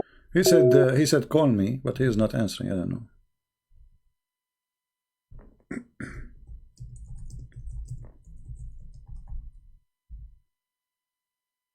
Let's try again. Hello? Hello? Yes, Jamal. What happened? Why your father hang up? I don't understand. Okay, so because it's actually true, bro. You keep going back. He answered one question, and you're trying to find just little things and stuff. When you brought up four questions, and he answered four questions. No, he is the one who mentioned Pharaoh. So I said to him, "How you say Pharaoh?" Okay, the Pharaoh part. You speak Arabic, right? Yeah, you do. So you know there's a difference between al-Fir'aun and al-Fir'aun. My friend, this is not al-Fir'aun. It's Ali Fir'aun. I'm talking about Ali Fir'aun, not al-Fir'aun. So does al-Fir'aun not mean the or the group of Fir'aun? It's not talking about the al-Fir'aun. No, Ali Fir'aun. The second you say al, it's mean the family, like Ali Lut, Ali Yaqub. Okay, so the family of Jacob, correct? Ali Yaqub. Yeah. Okay. So when you say Ali Fir'aun, that means Fir'aun is the name of a person, because you say Ali Lut, Ali Yaqub. No, I'll tell you. Though this is the thing. If it would have been al Fir'aun, that means the family of the Pharaoh.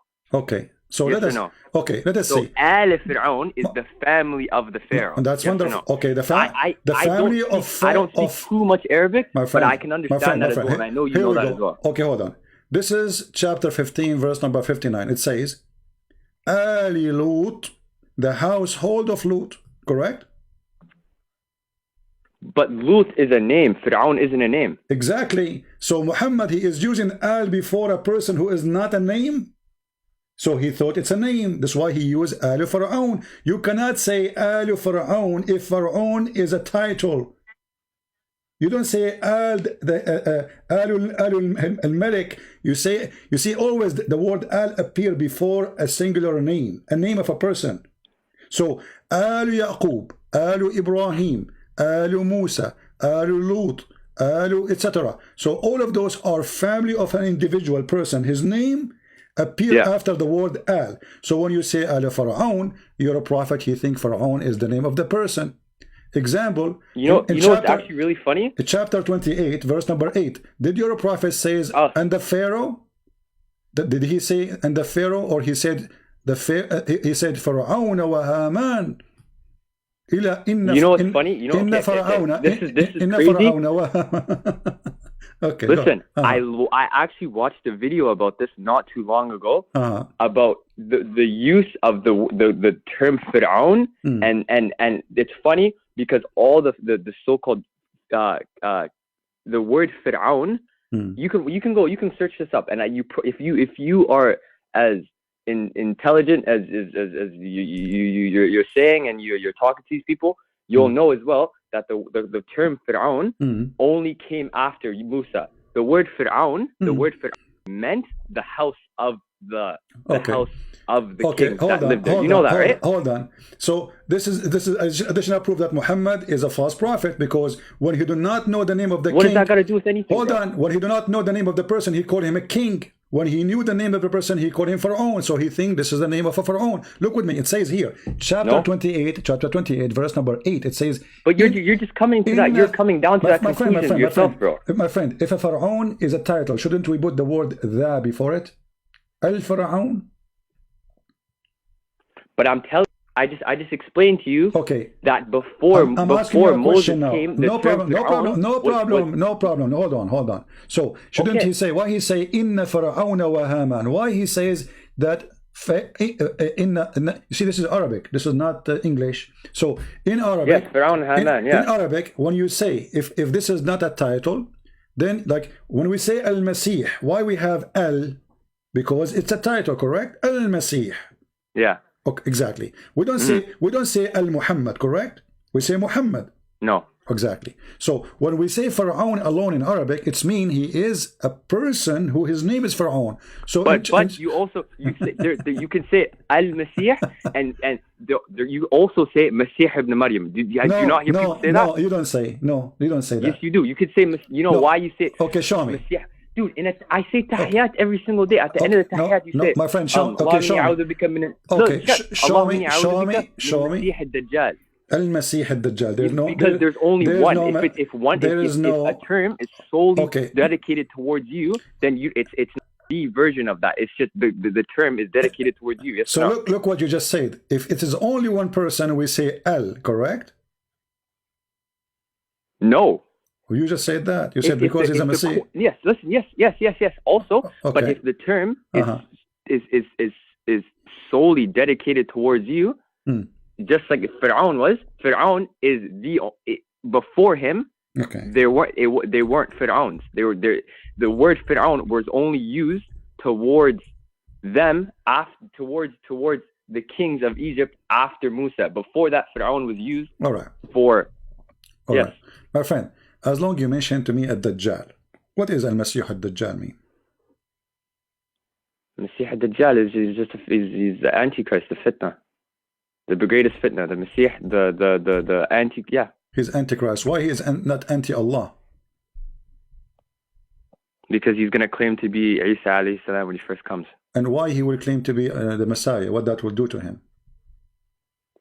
Because the Muslims and the Christians are both waiting on the return of Isa alayhi salam. So I don't know personally his agenda, personally, but it would make sense that you are off the beginning. That's how you gain the most followers. Okay, is it true that Allah, he looked like the false Messiah? Very, very wrong. I've never heard that in my life. Okay, what if I show you the reference right now?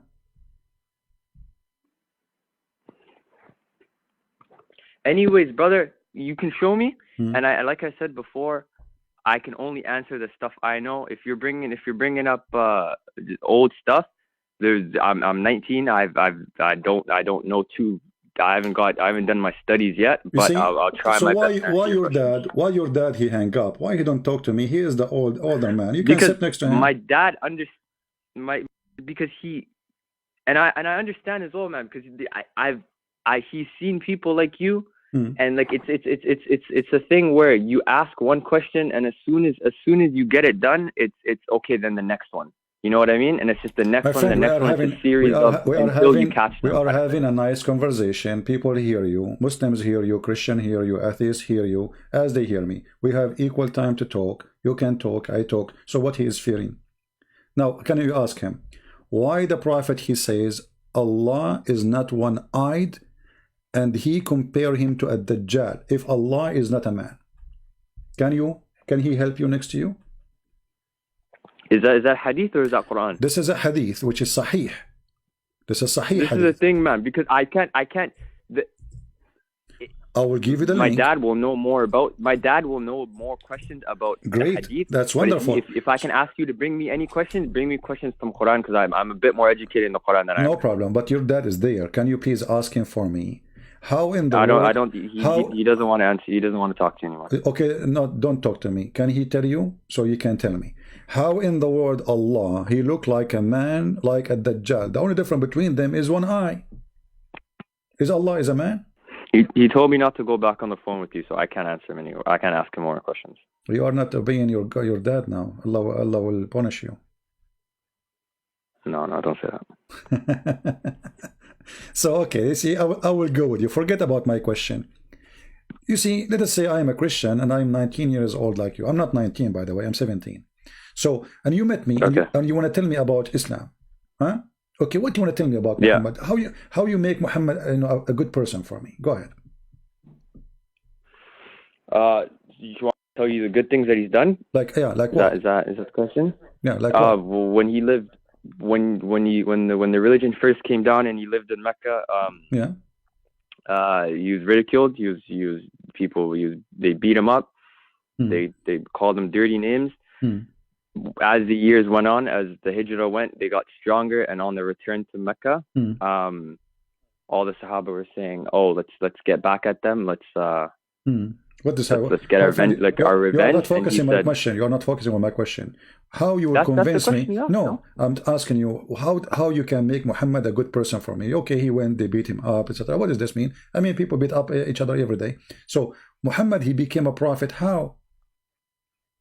How he became a prophet? I was just answering the good stuff. You just asked me that. I tell you about good stuff about him. I was going to tell Okay, but I mean, good stuff, because a good stuff, a prophet, he should be a good man, right? Okay, what make him good man? Okay, Muhammad, when Muhammad first time... He was pure-hearted. He was pure-hearted even before he got the Risala. He was a pure-hearted. Okay, what do you think about if your dad, I'm not trying to insult your dad, don't take me wrong. You are married, and your dad come to your house, and then your dad, he flirt with your wife. What do you think about that?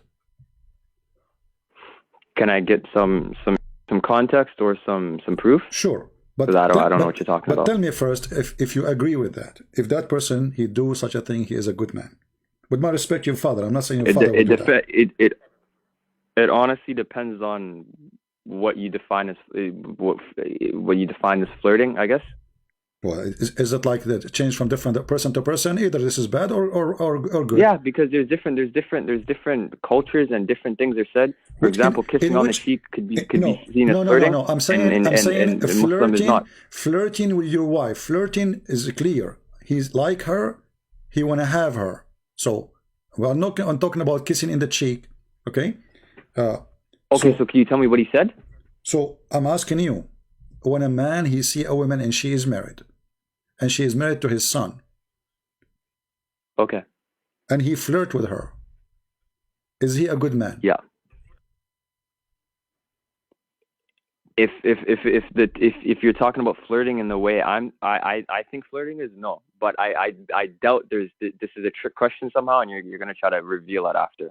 So so I mean, how did he flirt? He didn't have any sons, so why you are afraid to say what you believe? If a man he come to your house, let's because say you're trying to catch let us say, bro. I know. I see what no, I'm not catching something. I catch it already. Yeah. You know, you are afraid. You are afraid to answer. I mean, if you are a Muslim, and Islam teach you to be decent, then you should say right away, this is wrong. This is wrong. Okay, sure, bro. Okay, sure. So, keep going. It's wrong. So we agree, me and you, that if I am your friend, or even I am your father, which make it more horrible, I shall not go to your house and flirt with your wife because she is pretty. Do we agree on that? Mm-hmm. Okay. So if we show you that Muhammad, he did such a thing, he went to the wife of his son and he flirted with the wife of his son. Are you saying the Prophet ﷺ had sons? He have a son from adoption. Muhammad cannot have sons. He is a appointed man. He cannot have kids. He did have kids. No, he don't. This is why he's adopt. If you have kids, there's no need to adopt. People who adopt because they have no kids. This is tafsir. So he didn't have any girls. He don't have anything. He don't have kids. He don't have daughters. Those are daughters of Khadija from previous husband. Khadija, she have 2 husbands before him. All right. Now, if we go to book Al-Qurtubi, and I will put it for you in the screen, and this is volume number 14, page number 190. It says here, and you speak Arabic, and your father speak Arabic, he can sit next to you, and he can laugh at a man you claim, and he claim that he is the most wonderful person in the history. He come to his son when the husband is not there. I mean, why you come there when the husband is not there? So it says here that the Prophet Ata Zaydan yawman yatlubuhu. So he came to Zayd one day seeking him, and he found Zainab, and she was white, and she was big and beautiful, from the most beautiful women of Quraysh. Fahawiha. Tell me what hawiha mean. Do you know? I don't. He loved her. He loved her in a lost way. Hawa is air, like air. So he fell into her air. He's lost, not love. This is a lost. What kind of a prophet? He go to his own son. He see the wife there, and right away she's standing, and it's in the same page later we will see that she was wearing sexy clothes, and the wind. So you're talking about Zainab? Zainab, yes. So is Zainab? Who's the son? The son is Zayd. And who's Zainab? His wife. So, Zayd's wife. Yes, and Zayd is the adopted son of your prophet. So when your prophet, he found her, he saw her. And so Zainab isn't the daughter of the Prophet ﷺ? No, this is Zainab bint Jahsh, the daughter of the donkey. This is a different one. So this isn't Zainab. This is not Zainab bint Muhammad. No, okay. Muhammad don't have children, my friend. I just told you. Anyway, that's why he adopted. So listen carefully. So you go to your son, you adopt him or not. Let us say he's a friend. I mean, what kind of a person? He go to his friend house. Imagine you have a friend or you have a cousin. He come to your house and he flirt with your wife, and it says, and he fell into her. He want to have sex with her. Fahawiha. What kind of a prophet he is? So what kind of hadith is this? Can I see it? This is Tafsir al-Qurtubi, volume number 14, page number 190.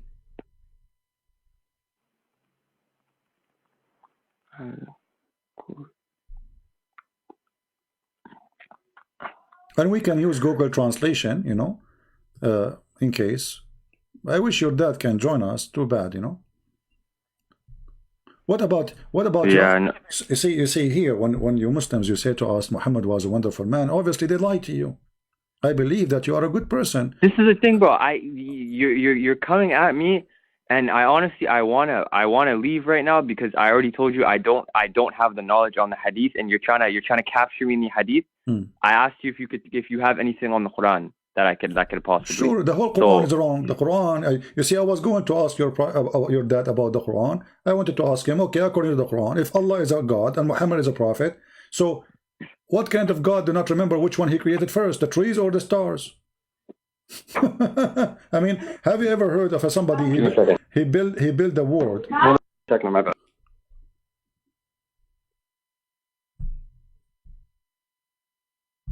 Hello? Give me one moment, my bad, huh? No problem. Give me 1 second.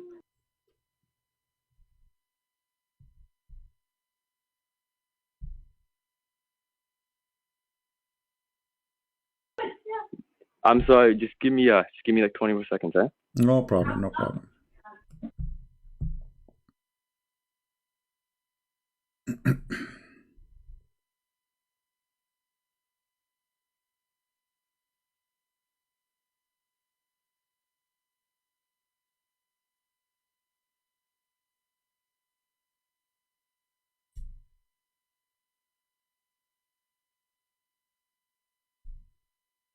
Okay.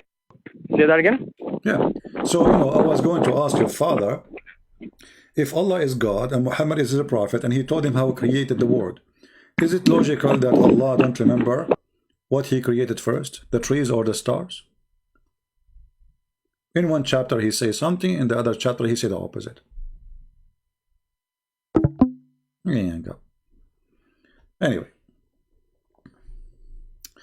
I was going to continue with the comment, but maybe we will continue again later because it is getting late. And I said to myself, I want to make short video, and it's already 2 hours almost. I mean, this is short video supposedly. Unbelievable. I'm sure you guys will hate me, don't you? Right? But here you notice something very important, that those who speak Arabic, they fear us most, like his father. He's in the corner. He speaks Arabic. He cannot play the game. I do not know. I have no idea.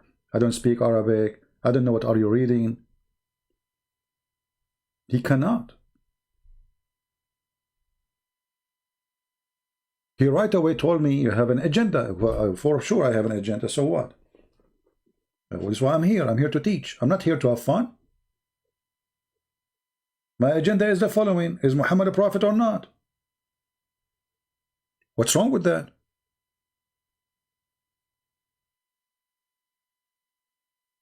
And because you could not prove that he is a prophet, you hang up and you run away. The son is better than the father. The son is more brave. The father, he acted like a kid. We did not insult him. We did not say a bad word to him. We speak to him nicely. We call him Mr. Nothing, I mean, there's no reason.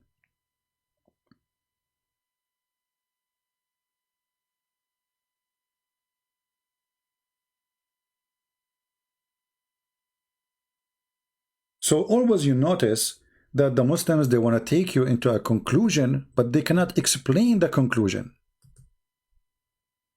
Have you ever heard of such a thing? You want to give me a conclusion without a proof of it? He's a prophet, that's it. Don't ask questions. Like, why is what make him a prophet? Because he's a prophet. But what make him prophet?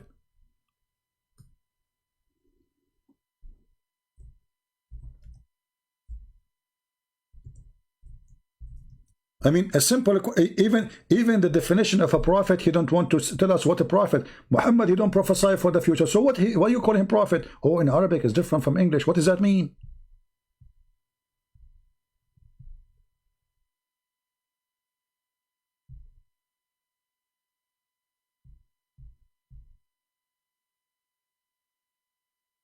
I mean, what does that mean exactly?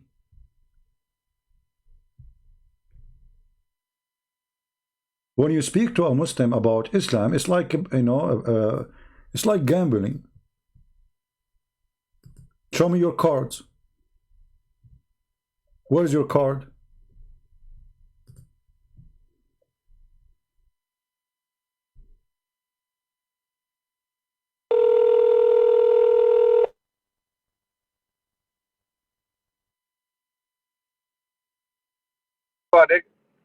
Hello? Yes, my friend. Hello, hey, I'm back. Okay. Yeah. So what do you think about Muhammad? He saw the women, and then after he saw her, do you know that in that story, Allah, he made a miracle for Muhammad about it? I don't know if you know that. He made a what? He made a miracle. A miracle for him. What was the miracle? Well, after Muhammad, he liked this woman. Each time her husband, he tried to sleep with her. Excuse my language. I'm just reading what is in the book. Allah, he made the penis of the husband. Say that again? Allah, he made the penis of the husband swell. What do you think about this miracle? Did he? Did he do that? Huh? He made the penis of the husband swell. Yes. When? Can you say that again? Yeah. Well, Muhammad, he came to the house of Zayd. He saw his wife. She is sexy and you know it. Then he flirted with her. And he liked her. And it says fahawiha, which means he fell into her. He want to have sex with her. And since then, each time the husband, Zainab, she said, he tried to have sex with her, Allah, he made his penis swell.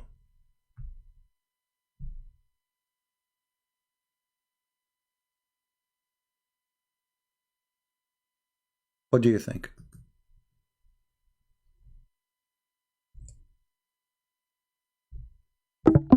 I don't know.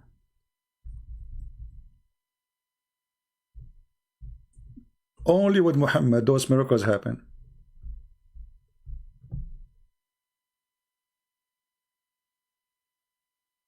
Only with Muhammad.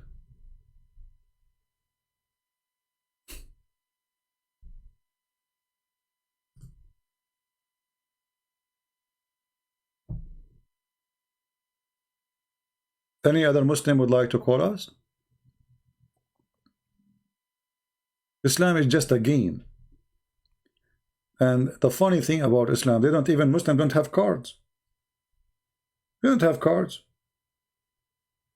They have fabricated stories, fabrication. Muhammad is the most amazing, Muhammad is the most wonderful. But the second you start asking questions, you will find that Muhammad is none of what they say.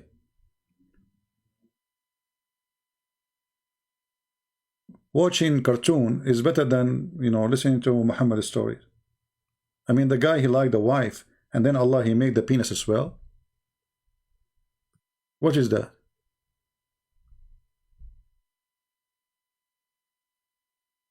And why Allah, he will make the penis as well of the husband? That's it, Allah, he reserve her to the man?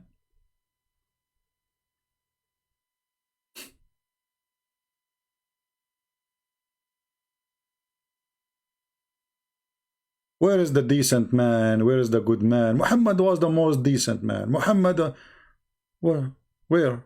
How? And then Muhammad, he made verses claiming that Allah told him to have her as a wife. See how he used God? God in Islam is just a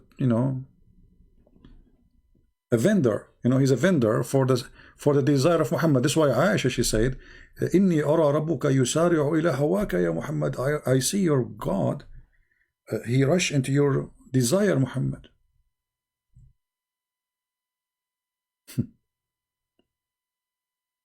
Why Muhammad? Why Aisha, she said that?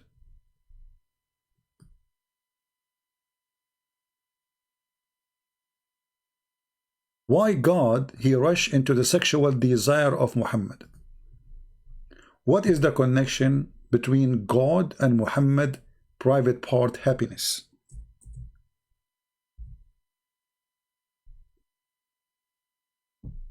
I felt jealous of the women who offered themselves to Allah Messenger. Okay, Aisha, she felt jealous. Why women anyway offer themselves? Because Muhammad, he made verses in the Quran, says any woman she can offer herself. I mean, the guy have tons of wives already. Why he need more? What does this have to do with God? What will happen to Muhammad if no women offer themselves? Is Islam missing something? Is Allah missing something? What is the connection? Why God, he need to make verses, says any woman she can give herself to Muhammad so he can do boom boom. So Aisha, she said, I feel jealous of women who offer themselves, look how many, to Allah Messenger, and said, then when Allah, the Exalted, the Glorious, revealed this, you may differ any of them as you wish. Muhammad, he made the verse first. Any woman she want to offer herself. And then, excuse my language again, I'm just saying things as it is. Some women who don't look good came to Muhammad and offered themselves. Muhammad in trouble because he told them, offer yourself, I will take you. So Muhammad have to make a verse after it saying, oh Allah, he told me, you may differ any of them as you wish. He wanted the young ones, the children's, the white. He wanted specific women, not all women. Hello? So those women, they start lining up to get a free retirement plan. He is the king. They sleep with him. They free food, free clothing, free servant, free slaves. So, and Muhammad is not getting what he made the verse to get a specific kind of women, not all women. So right away, Muhammad, he made a verse says, oh, Allah told me you may differ any of them as you wish. And take yourself any you wish. Like, what a wishing God. This is the God, we call him the wish God. Wishy. If we call Zakir Naik, he will say the following. Shall I call him? I don't know, maybe Zakir Naik now is, I think it's morning there for him. Is it morning or it's night time there? I think it's morning, right?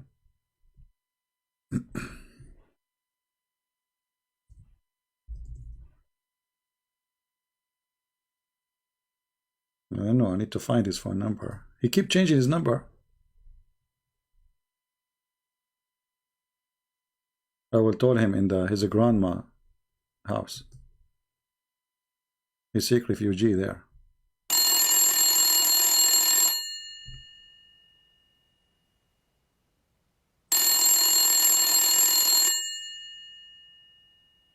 Christian Prince, hey, don't call me. Zakir Naik, hold on. How in the world in such an old number have no screen to see it is me? It's only you. There's nobody call me in this number except you. Because my grandfather is deaf and he cannot hear the phone. And nobody call her. And you're the only one who call me. Okay, Zakir, cool down. Why Aisha, she said that your God, Allah, Muhammad, he rush into your desire. And he made a verse for him, you may differ any of them you wish, and you can take any of yourself as you wish. Is that a wish, God? Mr. Prince, first of all, the Prophet Muhammad, he with as he with, and he is the witting prophet. And actually, he is the only prophet who can with. As an example, you go to the birthday, and they say to you, you want to give you a gift, and they love you. So what do you say? Make a wish. Allah, he like Muhammad, and he love you very much. So he told to him, whatever you with. So the prophet, he with women. So the prophet, he wish women, and because of that, Allah, he granted him his wishes. Exactly. As an example, some people like to have to play games. And some people, they like to go and fly in their plane. And some people, they like to do hunting or swimming. The prophet, he like women. And this is his only wish. So Allah, he granted him his wish. Okay, but why he said to him, you may take any one as you wish, and you differ. What is this differ thing? I will explain it to you. First, because you are a Christian, you are stupid. You are stupid. 1 + 1 + 1 is equal to 1. Stupid people. You are stupid Christian. 1 + 1, 1 because you have wrong mathematics. Okay. But what does have to do with my question? Exactly. So I'm going to explain to you. So if Allah said to him, take any woman as you wish, she offer herself. And then there are some women, they are not good looking. And they start coming to you. What do you do with them? You tell them sorry? You cannot do that. So Allah, he make a verse saying, the prophet is not sorry, I am sorry. For I made a verse saying to you, you can offer yourself. I meant a beautiful woman, not you. So here the prophet, he looked clean. So nobody complained from him because it's Allah who said that to him. Oh, you know what? I never thought about it this way. Because if the prophet, he said to them, I don't like you because you look bad, the women, they will be sad, right? Exactly. Christian Prince, subhanallah, you are getting better. After starting talking to me. Zakir Naik, for sure, I'm learning from you. But don't you think Allah now is offending the women who don't look good anyway? Because he said to them, tell them he allow me to differ any of you, which means at the end of the day, it's Muhammad. He choose who he would like to sleep with her and who he don't like to sleep with her. Exactly. But in the scenario, he get a license from Allah. It was not it up to him. But it says here as Jewish, so it is up to him. Exactly. It is at he with, but at the width of Allah at the same time. So Allah and the Prophet, they're with the same. Zakir Naik, I have to admit, you are the best wish scholar.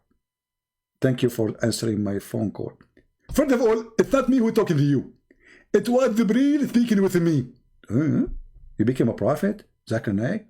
I didn't say that. But I received inspiration. And I was able to get you busted.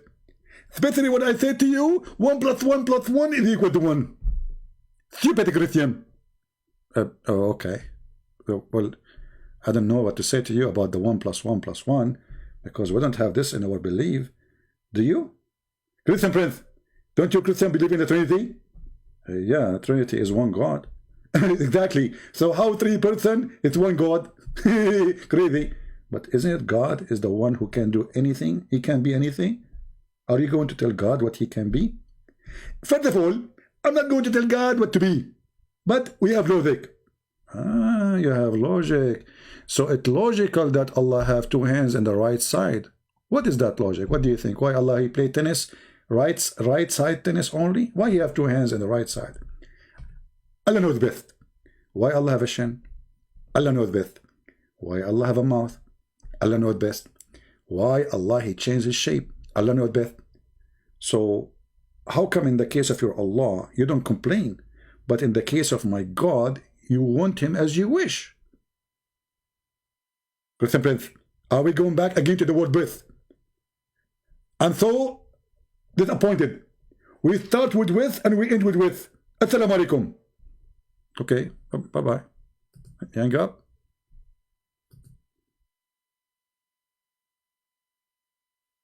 Wish.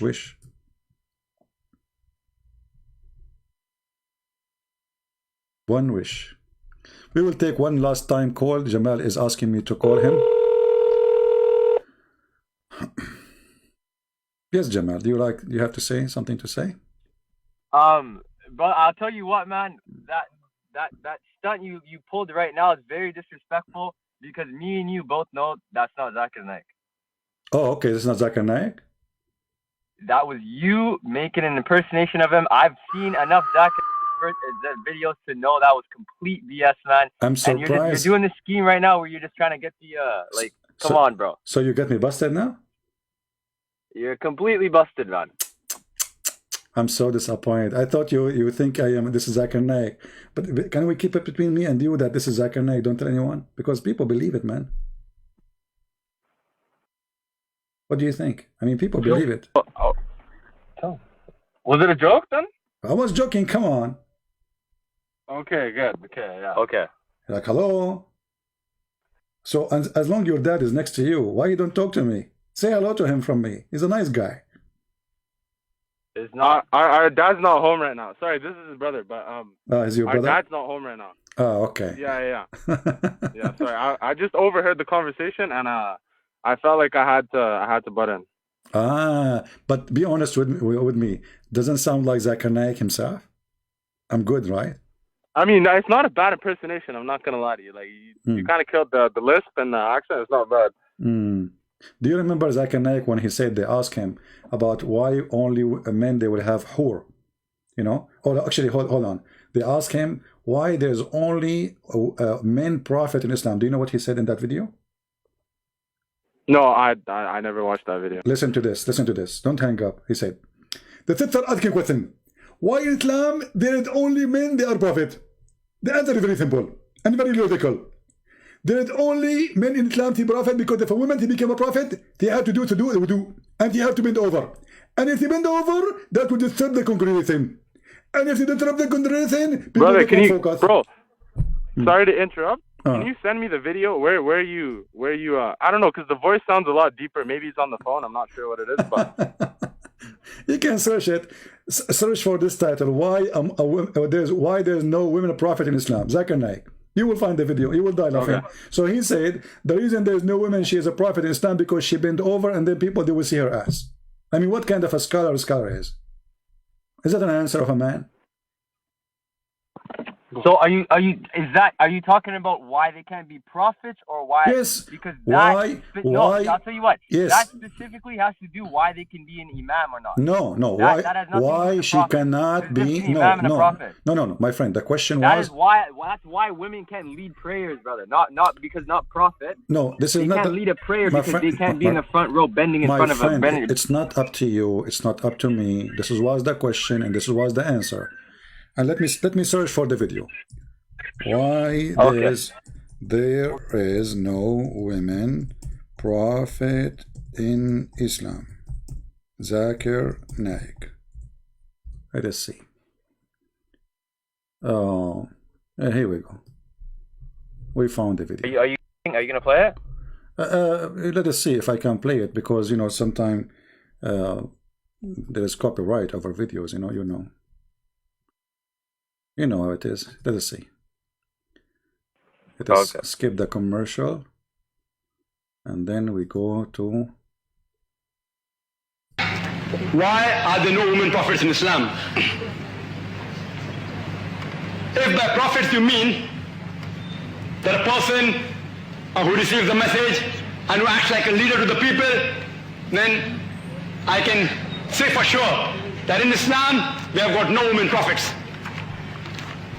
And I think it's right, because if a woman has to be a prophet, the Quran clearly states that man is the leader of the family.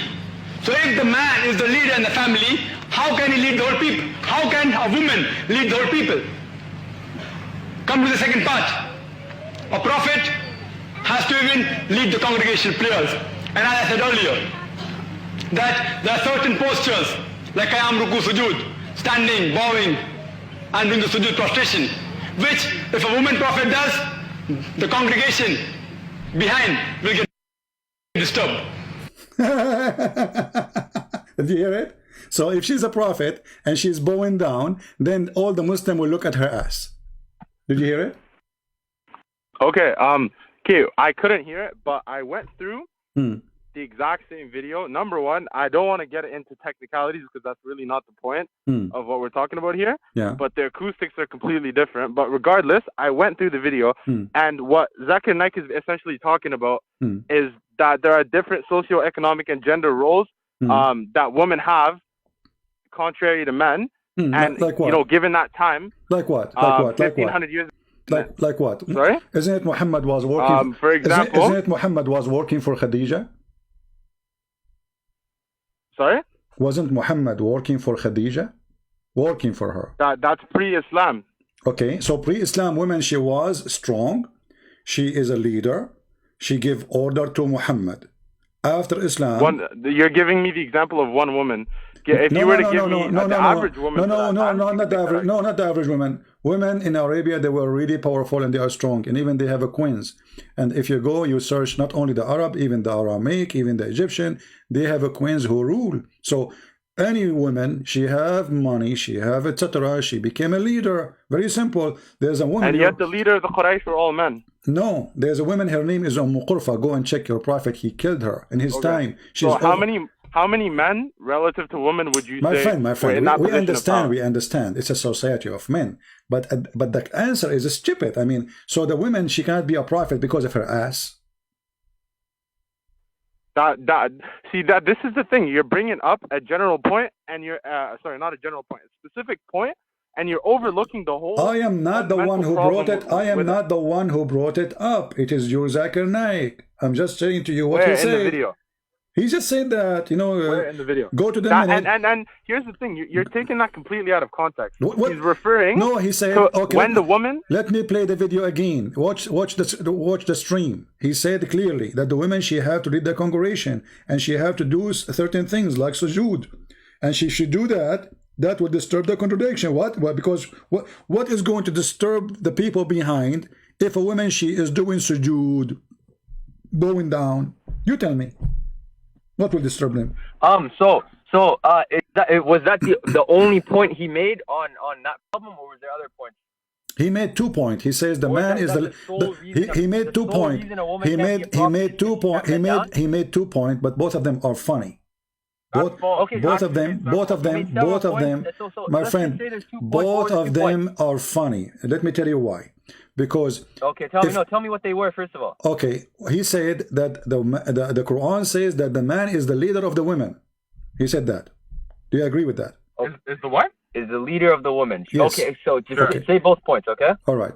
And then he says, and the other second part, he mentioned the word second, the second part, that the women, if she have to do certain, a kind of movement, like sujood, etc., and wudu. So if she do that would disturb. You're skipping the whole first 2 minutes of the video, bro. There's several points in the first 2 minutes of the video that you've completely skipped over. I did not skip anything. How about the fact that women I played from the beginning of the video. Here we go. The video, my friend, the video in front of me. I played it from point 0 to point 103, and then I stopped. People, they can see the line. Can you? Is it on YouTube? Yes or no? Yes, on YouTube. Just search. Just search for this title. Why are there no women prophet in Islam? No. In Islam, right? Yeah. So, do you agree with him? Okay. Can we? Here, we'll play it out right now. Okay.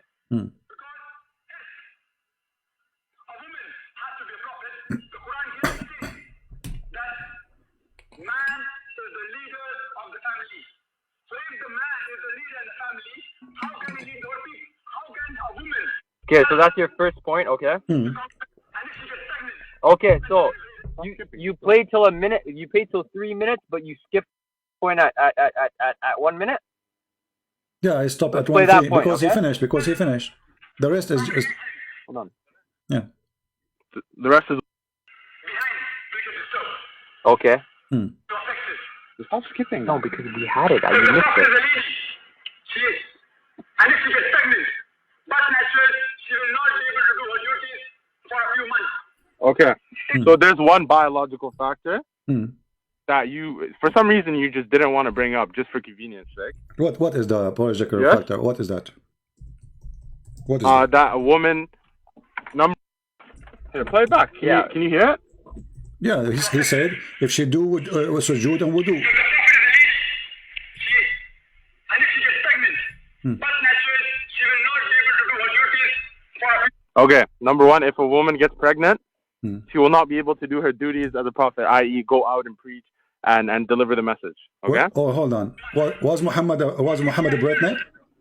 Was Muhammad a Bretnet? Was Muhammad a what? Bretnet? What does that mean? You're saying if a woman, she is a Bretnet, she cannot do her duty. What's her duty? To deliver the message? Yes. She cannot talk?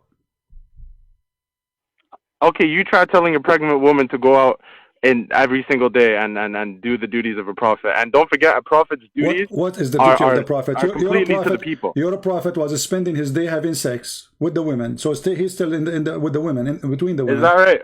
Okay, here we go. Let us see. You have your narrations, I have mine. Okay, according to my narrations, the Prophet Muhammad was spending his nights in prayer and spending his day going from door to door trying to figure out if the people were hungry and if the people had problems. Let us see if this is true. This is the hadith in front of me. It says that the Prophet, he spent his day having sex with his wife and he don't even wash. Is that correct? He don't even what? He don't even wash. He wash at the end. He go and he have sex with all his wives in one day. Yes or no? Is that a duty of a prophet? A prophet who have no time except to Allah. Why he have too many women? Read me hadith. This is Al-Bukhari. It says here. He hang up.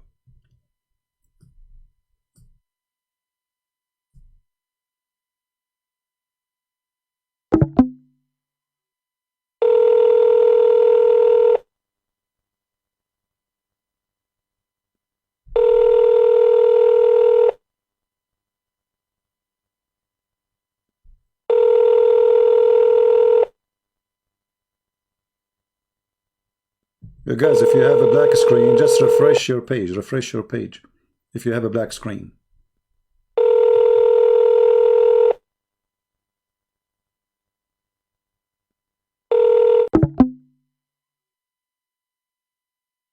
The duty of a prophet. Well, what is the duty of a prophet?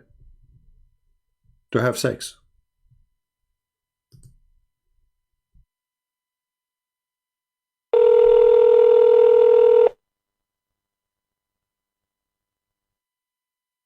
All right, Jamal, you hear me? Yeah. Okay, I want you and your brother with you to read with me the hadith in front of me. It says, the prophet used to visit all his wives in around.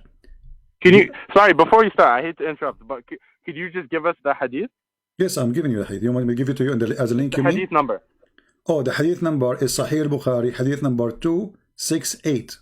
268. Yes. Okay. All right, sorry, you can read it. Go ahead. All right. The prophet used to visit all his wives in around during the day and night, and they were 11 in number. I asked Anas, had the prophet of Allah strength for it? Anas replied, we used to say the prophet is giving the string of 30 men. All right. So what do you think? What's the point you're I'm sorry. What was the point you're trying to make? You were talking about the duty of a prophet. The duty of a prophet is go to sleep around every night, every day with all his wives. Who is it true that a man he can sleep with all the women? All his wives? 11 wives. I never defined the duties of a prophet. I just you gave me your example of what the prophet was no, you said the women she have to do the duty. She have to do the duty, you know, of a prophet. Okay, what is the duty of a prophet? What Muhammad was doing? Muhammad was having sex. I told you, it's deliver the message. Okay, Muhammad was delivering the message when he was going to 11 wives in one day, one night, and he was doing boom boom. See, this is the beauty of Islam. You have to understand that the prophet is a human being at the end of the day. Is that a human? And is that a behavior? Is that a behavior of a human being to sleep with 11 women in one day? To sleep with 11 women. Where does it say in the hadith that he slept with 11 women? It says in front of you. I give you a hadith. What's wrong with you? He used to visit all his wives in a round during the day and night, and there were 11. No, my friend. That's what the hadith says. Okay, let me show you. Let me show you in a clear hadith. Hold on. Give me a second. No. We were talking about this hadith. This was your point. Okay, if I hadn't caught that, you would have said that. No. We will show you because this is same hadith. Because same hadith have many report, and all of them they are sahih. So the prophet he used. But the only one in Bukhari is the one that we broke down and we found out that it's not true. Okay. If the highest narration of Bukhari is the one that doesn't say that, why are we going to go to other ones? Okay, let us see. This is the Bukhari. I will give you Bukhari. What's wrong with you? Don't you want Bukhari? We will give you Bukhari. Okay, Bukhari. Take it easy, my friend. No. It's all good. It's good. Okay. It's discourse at the end of the day. Yeah. All right. Let us see this hadith. Let me put it for you in the screen. But I know this is the problem that I have. This is again. Jamal told me what was going on with her dad. So you bring up a point when it's conveniently something that either we don't have the knowledge of because we're young or whatever, or we get you on it. It's just conveniently moved to the next point. No, you do not get me. Here we go. Anas said that the prophet I want the used same to have... hadith. I don't want another hadith. No, this is the same hadith. Why was this one allowed 30 seconds ago but not allowed now? This is the same hadith, my friend. The same hadith. Number 268. The same reporter. The same hadith. The same reporter. Your prophet used to, even it's mentioned here additional, that he used to do only one time wash. He washed only once. Okay, where's the hadith? It's in the front of you. Here we go. Read it. We're not on the messenger. Right now. I'm sorry. The messenger of Allah used to have sexual intercourse with his wives with single bath. Another hadith. Here we go. The prophet used to have intercourse with his wives one after another with a single bath agreed upon. What's the hadith? Where can I find this hadith? It's in the front of you on the screen. Can you send it? Okay. Well, unfortunately, yeah. The only accredited source that I refer to is Sunnah.com. Yeah. And Sunnah. Sorry. This is Sunnah.com. I'm showing you Sunnah.com. So what's the number so we can search it up, brother? I don't know what's on the screen. Here we go. The link in front of you. Go ahead. The link in front of you. Oh, I think he's talking about the top. The link in the front of you. And is it having sexual intercourse and repeating it and engaging with one's own wife? With one bath. One bath. He sleep with his wife one after one, without washing. He wash at the end after he finish all of them. And this is, it says there. It says Sahih al-Bukhari. Read with me in the side. Read with me in the side. Rawahu al-Bukhari 268, 284, 5068, 5215. And then, and Rawahu Muslim, hadith number 309. So, what we will say now. Your Prophet was so busy having sex with all his wives one after one. And you were talking to me about the duty of the Prophet. Is that normal that a man, he sleep with 11 women without even washing?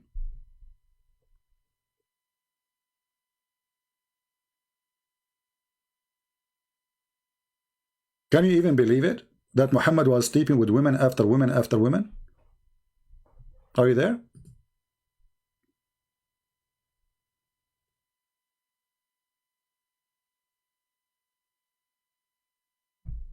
I know what happened. I don't hear you, my friend. Are you talking?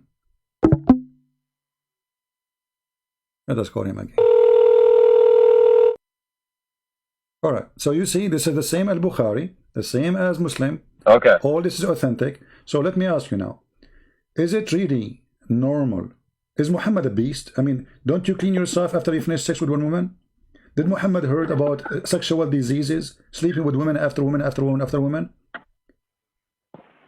Without washing? Sexual. Okay.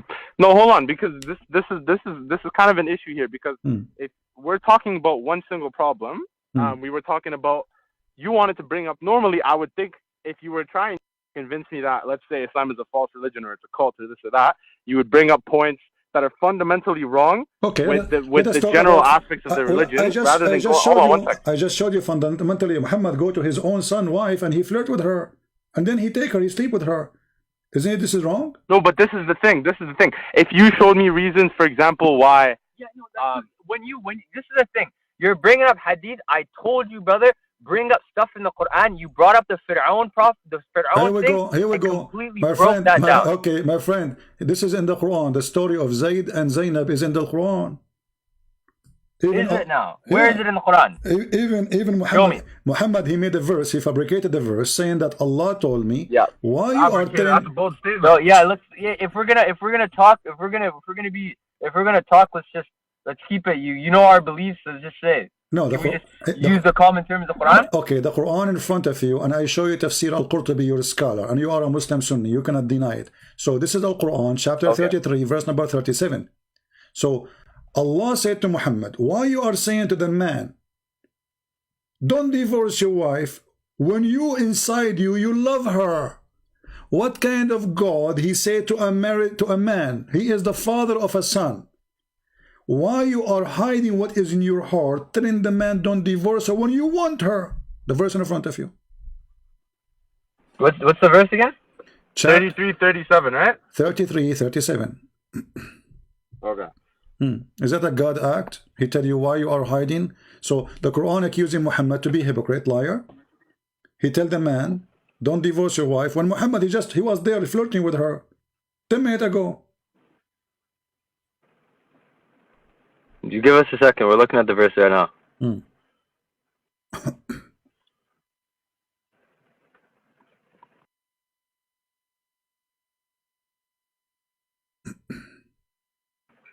Now, can you tell me in the hadith, or in the ayah? In the ayah, it speaks about what was the point that he made? About how he used to. What was it? That he had feelings for her. My friend, or that he flirted with her. Both of you speak Arabic. Let us, as adult, read what your scholars. Well, for the sake of the chat, what your scholars said. Can we do that? Can we do that? What your scholars said, what your hadith says. So here it says, and I will show you in the screen, and I can copy the text and give it to you, and I can give you the link, or I can give you whatever you want. It says that the Prophet of Allah, he visited his son when the husband was not there, and he fell into the women, he wanted her. So he flirted with her, and he said to her, praise be to Allah, the one who made my heart flip for you. Let me see if I can send you the text. Here we go. You got the text. Can you read it?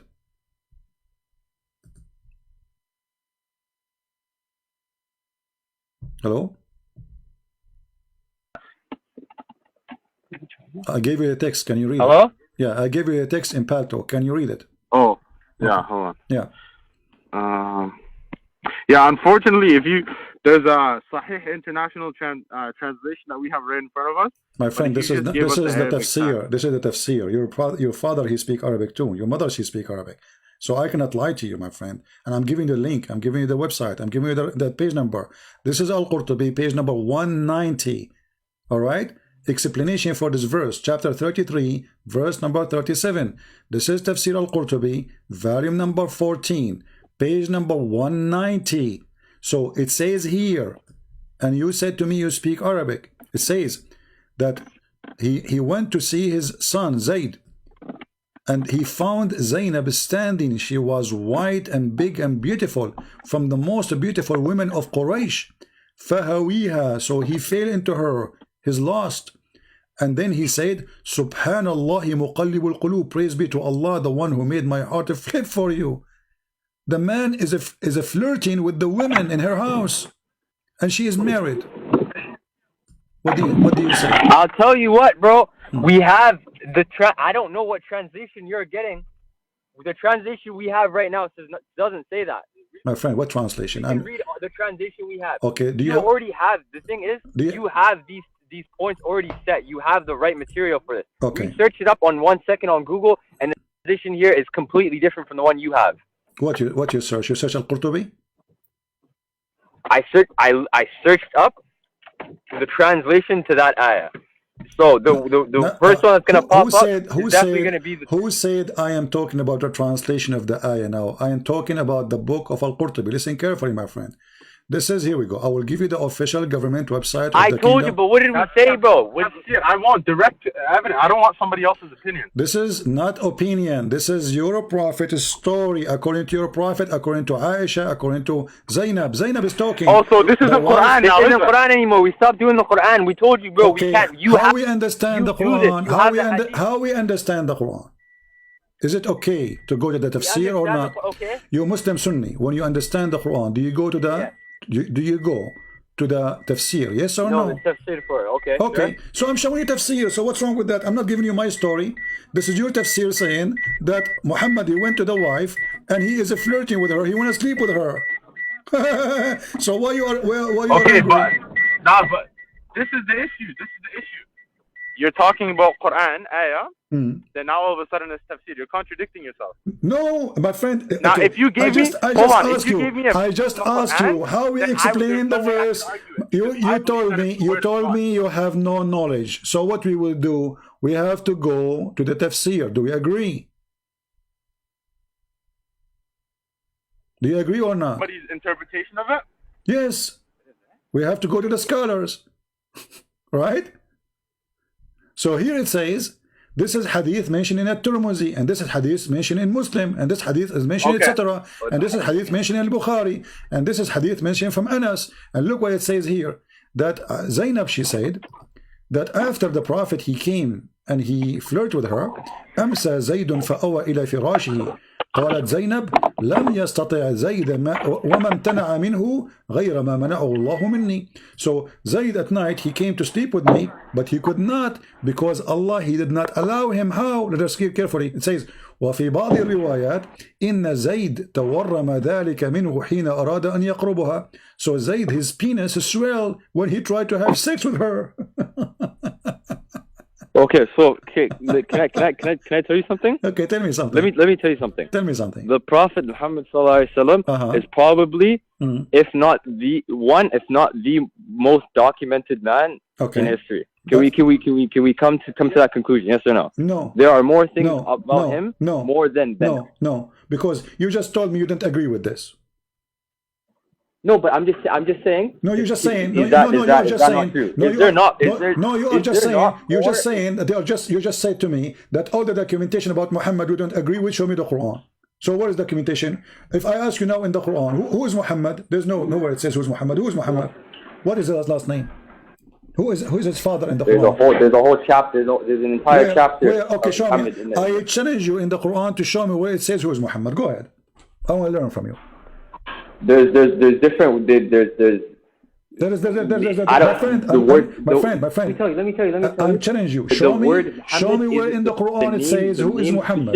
You see? The name specifically Muhammad isn't used as much as other. So there's nothing in the Quran. So there's no documentation about Muhammad. Yeah, you will Mudaththir. You just agreed then. Yeah, you Mudaththir. You know that surah? What is that surah about? So what this verse mean? Who Mudaththir? This is serious. What Mudaththir? What does that mean? What Mudaththir mean? Okay, but what does that mean? Mudaththir is the covered one. Huh? Is what? Is the covered one. Is the covered one? Muhammad is the covered one, but covered by what? It's either. Well, if you knew the context of that surah, then you'd understand what it's talking about. No, you tell me. What Mudaththir mean? You said the covered one. Okay, why he's covered? Covered by what? He was covered because when the angel Jibreel came down to him, he covered himself. Okay, he covered himself. Why? Because he was scared of the presence of Jibreel. How come Mary, she did not cover herself and she did not get scared and she is a woman? But she did get scared. I can bring up this. She did. No, she said, "A'udhu bin Rahman." Yeah, she said, that's it. It's a statement. I seek refuge by God. She is speaking as strong. She did not hide under the table. You're a prophet. He starts screaming, because shivering, shaking, and he went to his wife Khadija and she said to him, "Cover me, cover me." Correct? What are you trying to get at? What is this? My friend, they were both scared, so the reason why you believe. Hold on. So the reason you believe the prophet is false, and the reason you don't believe in Islam is because he was more scared of Jibreel than Maryam. Is that what we're getting to? My friend, is that where your whole channel is based off? Muhammad is the most documentation in front of me. It says that when Muhammad he went to his son wife, he flirted with her, and then Allah he made the penis of the husband swell. Do you accept the documentation about Muhammad? Yes or no? Is that what the ayah says, brother? Is that what is?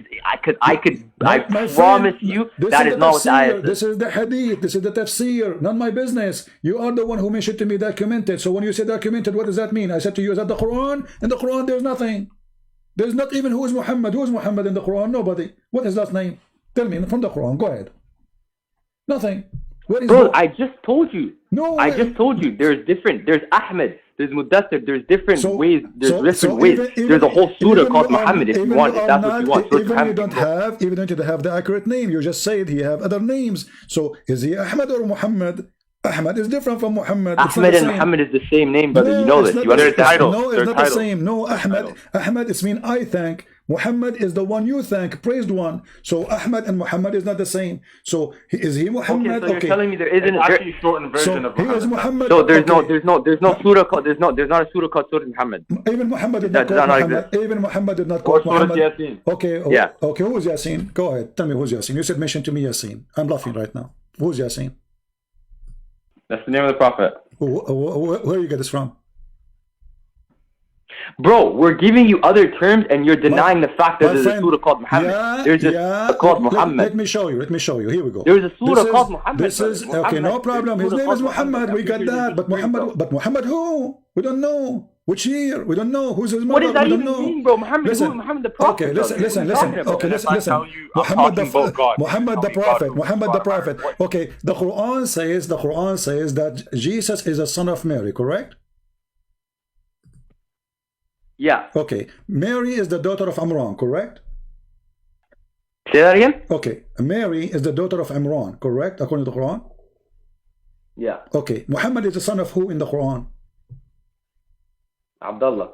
Where it says that, Sean? That's not in the Quran, is it? It's not. So you don't even have your prophet name. I'm asking you.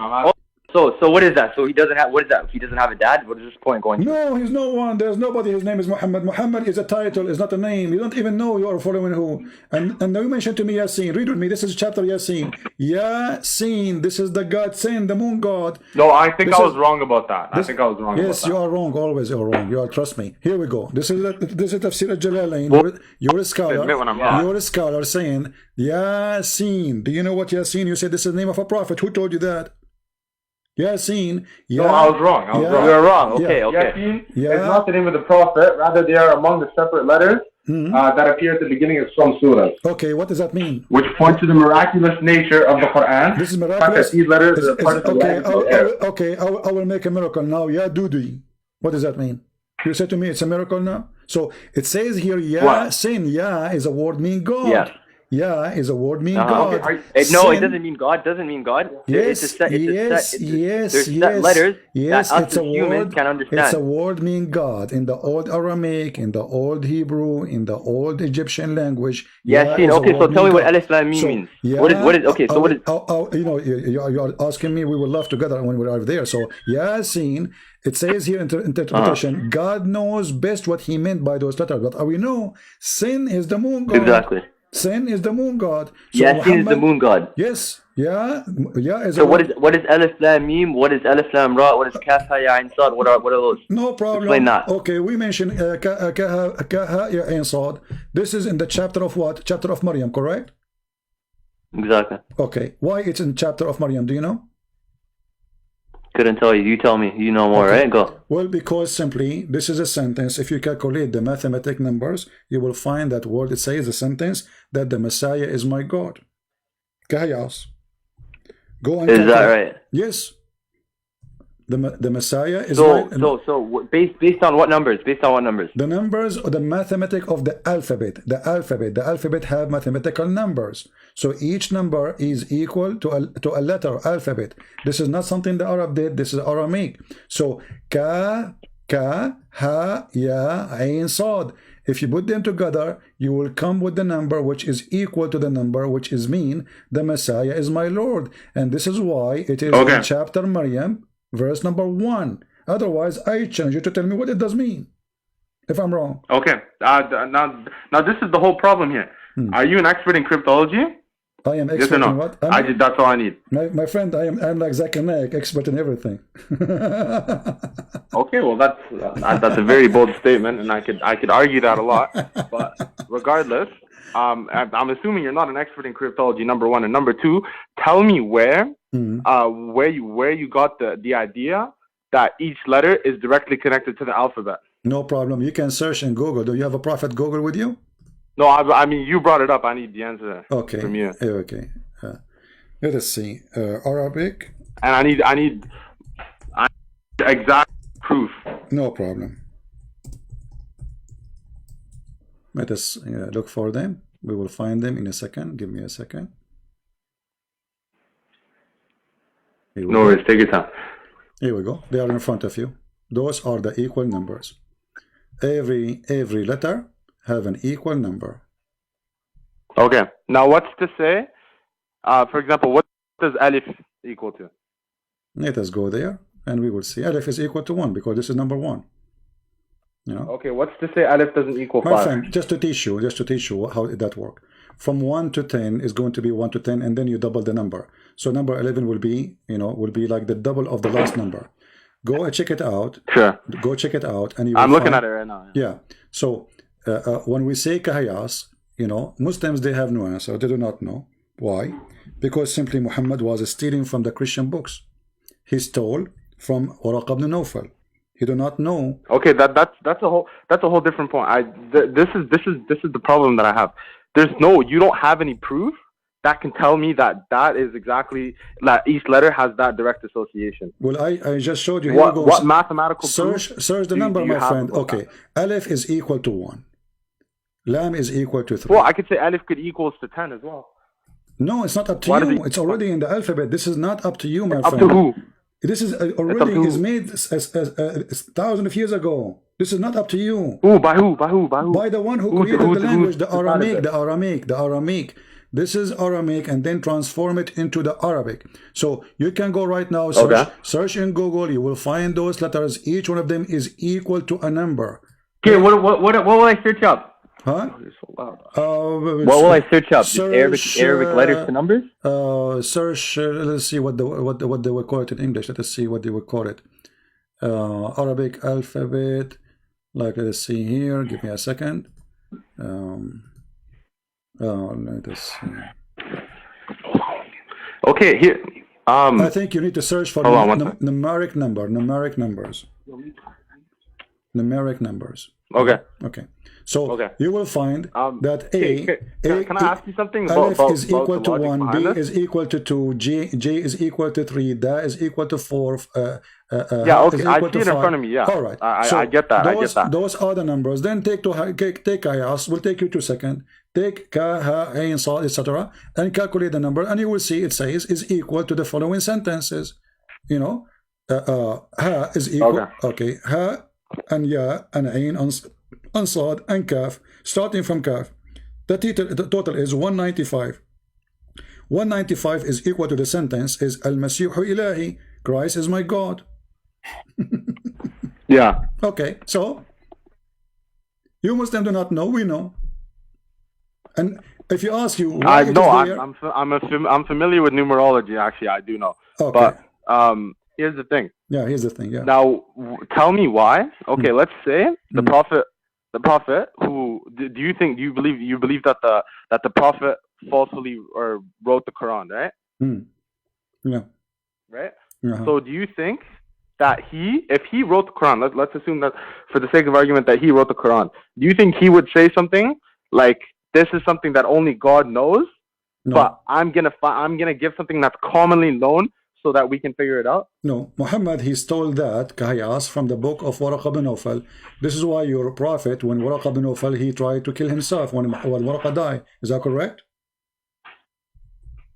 I'm not aware of this, but regardless, that doesn't answer my question. No, I need to ask. You need to tell me if there's no regardless. If Muhammad is a prophet of Allah and Waraq is just a priest, why when Waraq he died, the inspiration of the Quran stopped to come to Muhammad? Do you know? Okay. Let me ask you something in response to that. Do you believe?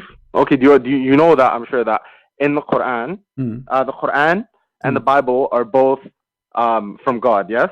No, the Quran is not from God. This is what we are talking about. Okay, sure. No, I'm saying let's for the sake of argument, pretend that you believe the same thing that Muslims believe. No, I don't pretend.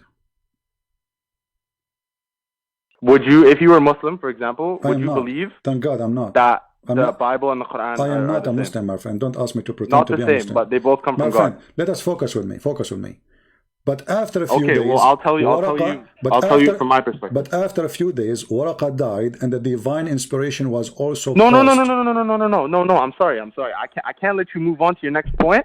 If you have to let me make my point. I'm sorry. This is not our. I'm trying to be respectful here, but if you're going to bring up a point, I have the right to. This is not next point. We are talking about Qiyas. I said to you, Muhammad, he copied from the book. Point, but I have the right to respond. From the book of Waraq. Waraq, he died and he left a book for Muhammad. Muhammad copying from there, but you do not know what this book means. You don't know what Qiyas means. Waraq is educated, Muhammad is not. So Muhammad, he copied what is in the book. And this is why when Waraq, he died, the hadith says, and this is Sahih Bukhari, the Quran stopped coming to Muhammad. Explain to me why Allah stopped sending Quran to Muhammad when Waraq died.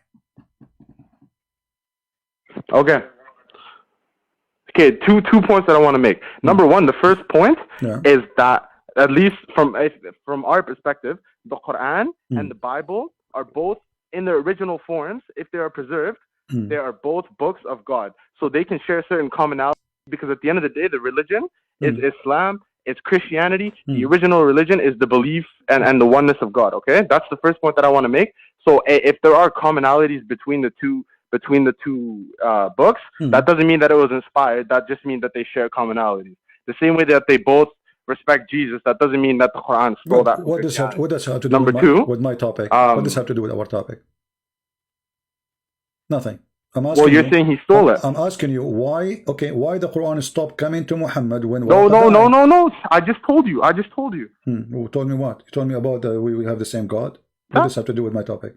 I'm asking you why the Quran stopped coming to Muhammad. Waraqa, I told you that the Quran and the Bible share certain similarities. No, we don't share anything. We don't share anything. We don't share anything. Zero. Even Mary is wrong. There's nothing. Who's we? Okay, Mary. She is the daughter of who? Okay. The daughter of Amran. Brother, listen. Mary is the daughter of Amran, correct? I agree with that already. But Amran, you're going against. You're jumping from topic to topic. No, you are the one who said to me we share many things. You are the one who told me we share many things. We share zero. We share zero. Mary in the Quran, she is the sister of Aaron, the sister of Moses, the daughter of Amran. Amran is the father of Moses. Your prophet do not even know who is Mary. And who is Isa? We never heard of a guy's name is Isa. Open the Bible, you will not find Isa. Who's Isa? So Maryam is the sister of who? The sister of Moses in the Quran. Maryam is the sister of who? The sister of Moses.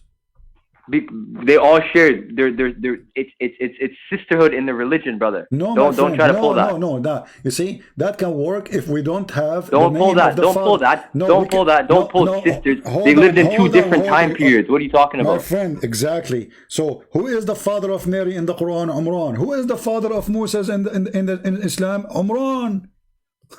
So Muhammad, he cannot fix it no more. The Jews, they came to him. They said, "What are you talking about?" No, it's not. My friend, okay, here we go. No, it says the father of Musa is Imran. Where does it say that in the Quran, brother? This is not in the Quran. The Quran doesn't say Imran is the father. This is in the Sunnah. This is in the Imran. I've never heard that. This is in the Sunnah. Okay, I will search. Okay, I will search right now. Islamic answer in front of you. Islam. What is the name? You know what it is? You know what it is? You have this whole Sunnah law. Bring up anything in the Quran. Anything in the Quran will get you. A second ago, you said to me, we have the most documented prophet. You can't flip anything from the Quran. A second ago, the Quran, there's nothing. I told you, Muhammad will not know. You know why I said that? You know why I said that? Okay, the fact that he's the most documented also means that there are a lot of hadith that are weak I just said to you, who is the father of Moses? That's why I brought it up. Who is the father of Moses? I'm asking you as a Muslim, who is the father of Moses? Yeah. Who is the father of Nuh? I don't know these things. They weren't specific. It wasn't mentioned in the Quran. There's stuff there's knowledge that we need to know that will benefit us, and there's knowledge that we don't need to know. Personally, the who was the father of Musa is something that I don't need to know. Okay, but isn't it you as a Muslim believe that Umran? So why does that matter? Isn't it true that the Muslims believe that Umran is the father of Moses? Yes or not? No, it is not true. I haven't seen that. Can you bring up anything? That Imran is the father of Musa. Okay, if I go and I show you this is what I'm saying. Was his name Imran? Possibly. I have no idea. Is it the same Imran that was the father of Maryam? Yeah, that one. I don't just how humans work. I don't think he could have lived in both time periods. Exactly. But here we go. Chapter Al-Imran. When the chapter of Al-Imran is talking about who? It's talking only about Mary and about Jesus, or talking about Moses and Aaron? When you say the chapter of Al-Imran, you see what I mean? We mentioned Pharaoh. What's the point? Okay, the point is Muhammad do not know even who's Mary. You think Maryam is the same Maryam. Point. First of all, don't bring up the Pharaoh point because I debunked that. Musa's have a sister, her name is Maryam. Musa's in the Torah have a sister, her name is Maryam. Exactly the same name as Maryam, the mother of Jesus. So Muhammad, he thought this is the same Maryam. Is that what he thought, or was that what you thought? Because no, this is what you don't understand. You just put one and two. You put two things together, and you think you've just made it. Just because two, bro. I have my sister's name was she the wife of Adam? My friend, bro, what are you talking about? We understand. What does this even mean? What your sister have to do with this? They have the same. Even if they had the same name, you're saying it's the same person. You sound stupid. You sound right now. Okay, so why your prophet he changed the name of Mary father? Mary father, his name is not Imran. Does Mary? You know, this is what it is. Because hadith. This is the thing about hadith. there's so many hadiths out there. Some are weak, some are strong. You know, you've been doing this so long where you can pick hadiths that are weak and try to catch them. Listen. Bring me in the Quran where it says. Bring me in the Quran where it says. Bring me in the Quran. Quranic stuff. Say a point and bring Quran behind it, because that is something that will never be changed, and that's something that the Quran in front of you. Chapter. What in the Quran it says what? Chapter 3. إذ قالت امرأة عمران, verse number 35. The wife of Imran, she said, Lord, behold. Who is the wife of Imran in this verse? Who is this Imran? Chapter 3, verse number 35.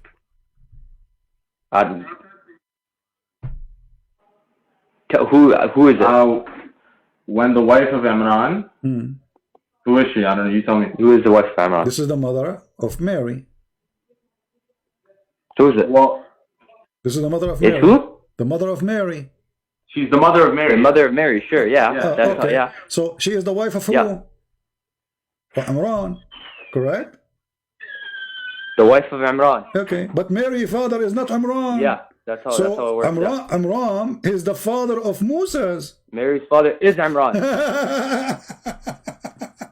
But I'm telling you, bro, it's not. Okay, let's debunk this right now. So you're saying, dude, we already went over that topic. Okay, no, it isn't. You can't bring any proof that it was. Who? Okay, listen. You say to me, where does it say that Imran was? Where? You just bring stuff up. What do you mean? Where it says what? And even if you can prove it, bro, it might be the same name, but I know you can't. There's nowhere in the Quran that says the son, the father of Musa was Imran. That this point, it's actually what are you even talking about? What does this mean? Isn't it the Quran says Mary is a sister of Aaron? Huh? Isn't it the Quran says Mary is the sister of Aaron? Sorry, say that again. Isn't it the Quran says that Mary, she is the sister of Aaron? Sister in the religion. Where it says she is a sister, where it says that in the Quran? Go show me. Where does it say what? Where it says she is his sister in religion. It says sister and the word father. You see the word there, it says Aaron's sister, your father. So this is not religion. We are talking about a brother and a father. You have a brother, his name is Aaron, and you have a father who is his name is Imran, and they are not bad. The Prophet ﷺ said that. Wait, who?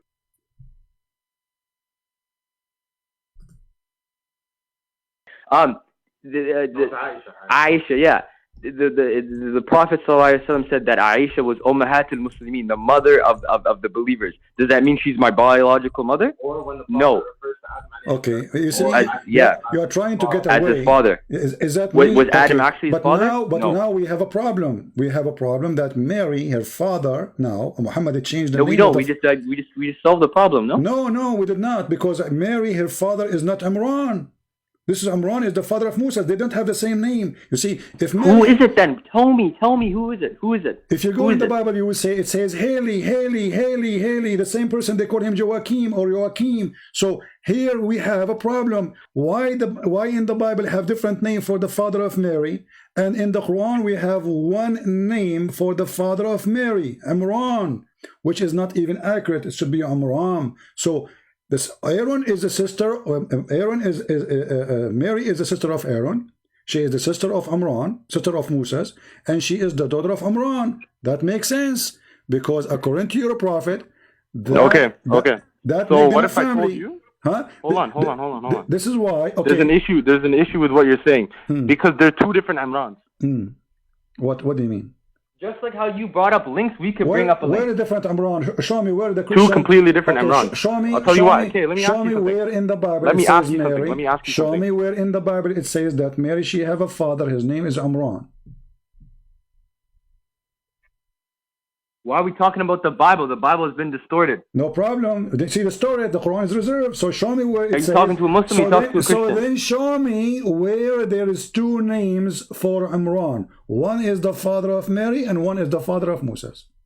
First of all, let me tell you something. First of all, this is what you're doing. You go from Hadith to Quran. Okay, if we're talking about the Quran, right? Okay. Show me in the Quran where it says Imran is the father of Musa. He is the father. Okay, no, but even Imran. if he is, even That's if he the whole is, issue. It's who, which Imran. My friend, if Aaron, there's no two Imran. Show me. Go ahead. Show me the two Imran. Go ahead. I'm listening. Show me the two Imran. I'm listening. No, hold on. First of all, this is what we're gonna do. Show me the proof. No, show me the proof that there's two, and then I'll tell you this. Show me the proof that Musa is the brother of Maryam. Show me that proof, and without using the term Imran. Aaron is the brother of Musa. He is the same time brother of Maryam. Okay, I'm the brother of Musa. Am I not? No, you are not. Yes or no? You're the brother of Musa, no? No, you are not. Are you brother of Muhammad? You are not. Wait, brother, I already told you that the Prophet said Aisha was the mother of the believers. So I'm telling you that term doesn't work the same way you're thinking. No. You see, the so why do you keep bringing that up? The mother of the believers, this is a joke. Yes. This is a joke. You remind me of the guy who came to your Prophet, said to him, I want to have sex with Aisha. And then Aisha, she said to him, he said to her, but she is the mother of the believer. What, dude, so we're just cracking jokes now? Are we talking shit to each other? So I brought you a point. What make Muhammad say Aisha is the mother of the believer? Because the Quran says so. So Muhammad, he don't want anyone to sleep with his wives. Muhammad was a bad person. No, the Quran says. Oh, listen. Chapter 49. Listen. Muhammad, he made Aisha and all the wives the mother of the believers, so nobody can sleep with them. Correct? Is that correct? Why are you jumping points? You got caught. You're so loud, man. I'm saying, is that true? Okay, no, hold on. You're telling me that, hold on. Please, before you switch the topic, we're talking about one thing. You can't jump from one thing to the next. You are the one who mentioned that the mother of the believers is Aisha. So I'm saying to you, is it true that Muhammad, he made Aisha the mother of the believer, same as all the other wives, so they can't sleep with them? Yes or no? That's not the point that I'm. No, you're completely switching up the point. You mentioned that. Hold on. Just please let me talk for 2 seconds. Can I talk for 2 seconds? Or are you going to take up the whole thing? I'm asking you. Is this a conversation or a lecture? Is it true? I'm confused. Is it true or not? I'm lying or not? That your prophet, he made them the mother of the believers because it's forbidden for the Muslims to sleep with them. Yes or no? I don't know. I'm not in a position to speak about that. What do you mean? What do you mean you don't know? Unless you gave me some time to research, I wouldn't. Okay, but sorry. So if Aisha, she is available right now, you will sleep with her? No, because she's the wife of the Prophet, and she's not my mother. No, she is not. Not because she is the wife of the Prophet, but because she is the mother of the believers. No, but also because she is the wife of the Prophet and I don't have a right to her. No, I'm asking you, is it true that it's forbidden? Yes or no? So let us make it clear. Is it true that it's forbidden for Muslims to marry the wives of Muhammad?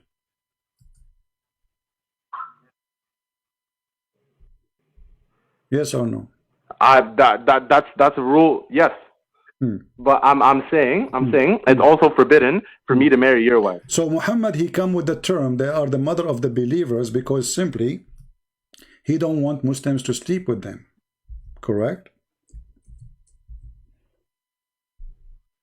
Well, regardless, bro, think about this. If we really didn't want Muslims to sleep with her, okay, let's say that was the motive behind it. Wouldn't he be satisfied with Allah just already declaring that if I have a wife, she is mine and you're not allowed to sleep with her and it is a sin and it is adultery? Yeah, because why would he need to do that? Yeah, because the Quran says that. Is already one of the major sins. So Muhammad, he made it clear that women, his wives, are forbidden for you. Open chapter 33, verse number 53. Sure. Yeah, sure. Okay. So what point are you trying to make from that? The point is Muhammad, he make Aisha your mother, but she is not. Because I have a point that I'd like to make. But now you cannot marry Aisha because he made her your mother. So it's not a metaphorical thing. Because now you have a hukum. You have a penalty if you try to marry her.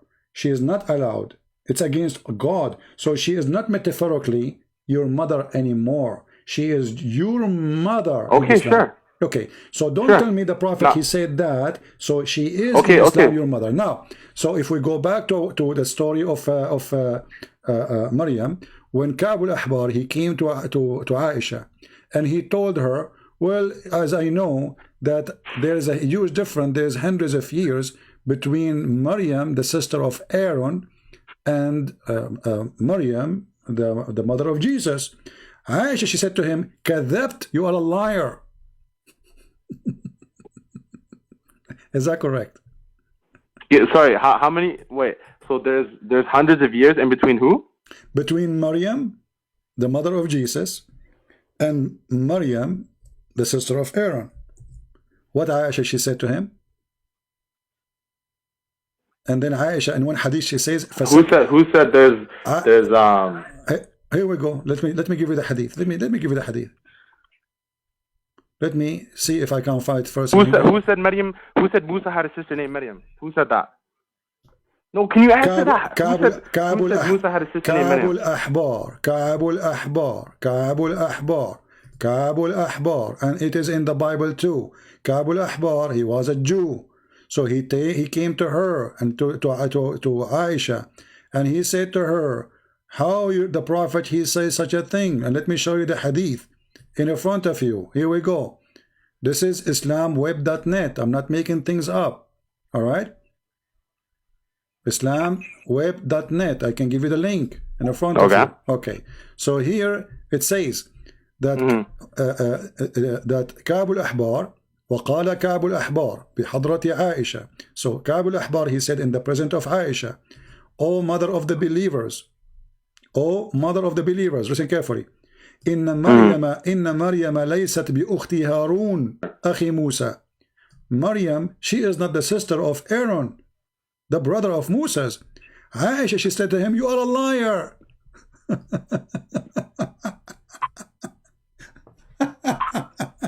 So why Aisha, she said you are a liar? Because this is what Muhammad meant. So when Muhammad, and you know what's funny? So what it's funny? The only when Muhammad came back home, Aisha, she told him, you know, and he said, "Oh, you know, I don't mean that." So you see here, they're gonna get him busted in his time. So this is what Muhammad meant. This is what Aisha understood. This is what the Muslim understood. They thought this is what he said because this is what it's meant. So Aisha. Let me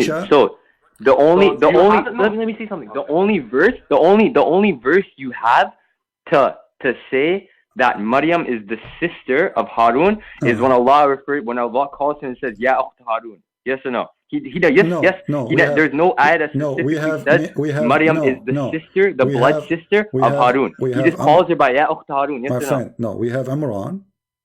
We have Imran. Yes or no? Because that's the ayah. I know the ayah you're talking about. No, the ayah is saying she is. That's what it is. That's what it is. No, just answer that. You make us answer questions. You make us answer questions and you don't answer our questions. You. The father of Mary is Imran. Yeah, you answer the question with another question. No, I'm not answering with a question. You said it's only one verse. I said no. What? I said no.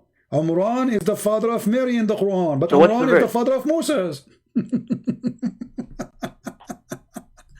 It's two different guys with the same name. How do you not understand that? Okay, hold on. First of all, where you we can go through the lineage right now. Where in the Quran it says there's two different guys that have the same name? Show me. Where in the Quran does it say you? No. Instead of us proving it to you, you have to. Here we go. It says you are the sister of Aaron and your father. I'll tell you what. Hold on. The proof is what is the connection between? Can you prove to me that Imran? What is the connection? What is the connection? Huh? What is the what? What? Is Imran the son of Sulaiman? Let me just finish. What because who's is Imran the son of Sulaiman? Who is Sulaiman? Maryam's Imran. Where do you get this name from? No, Musa's Imran. It's the same one, right? Okay, where do you get this name from? Where do you get this name from? What do you mean? Where did I get the name Imran? Sulaiman, Solomon. You said Solomon. Who is Solomon? Speak Arabic, no? Who is Solomon? Sulaiman. Yeah, Solomon. What Sulaiman have to do with Imran now? Do you know who that is? No, I do not know. Tell me, what Sulaiman have to do with Imran? Well, because from the line. From the line, Isa came down from Sulaiman. Yes or no? Look at the tree. What this no, Isa is not from anyone. Isa, he said Jesus. We don't have, first of all, we don't have Isa. Even your prophet, you don't even quote the name. But no, but Jesus. He's the son of Mary, no? No, he's not. We don't have Isa, the son of Mary. Your prophet, he's the son of Mary, he think about a guy, his name is Isa, he is the son of Maryam, and Maryam is the sister of Aaron, and this additional proof that Muhammad is a false prophet. So he messed up the whole family. He don't know what he's talking about. Dude, please. My bad. Okay, brother, this is what's gonna tie it up. This is gonna tie it up. Okay. You're saying Imran is the same Imran that was the son, that was the father of Musa, was the father of Maryam, right? Yeah, this is what the hadith is saying too. Right? That's what you're saying.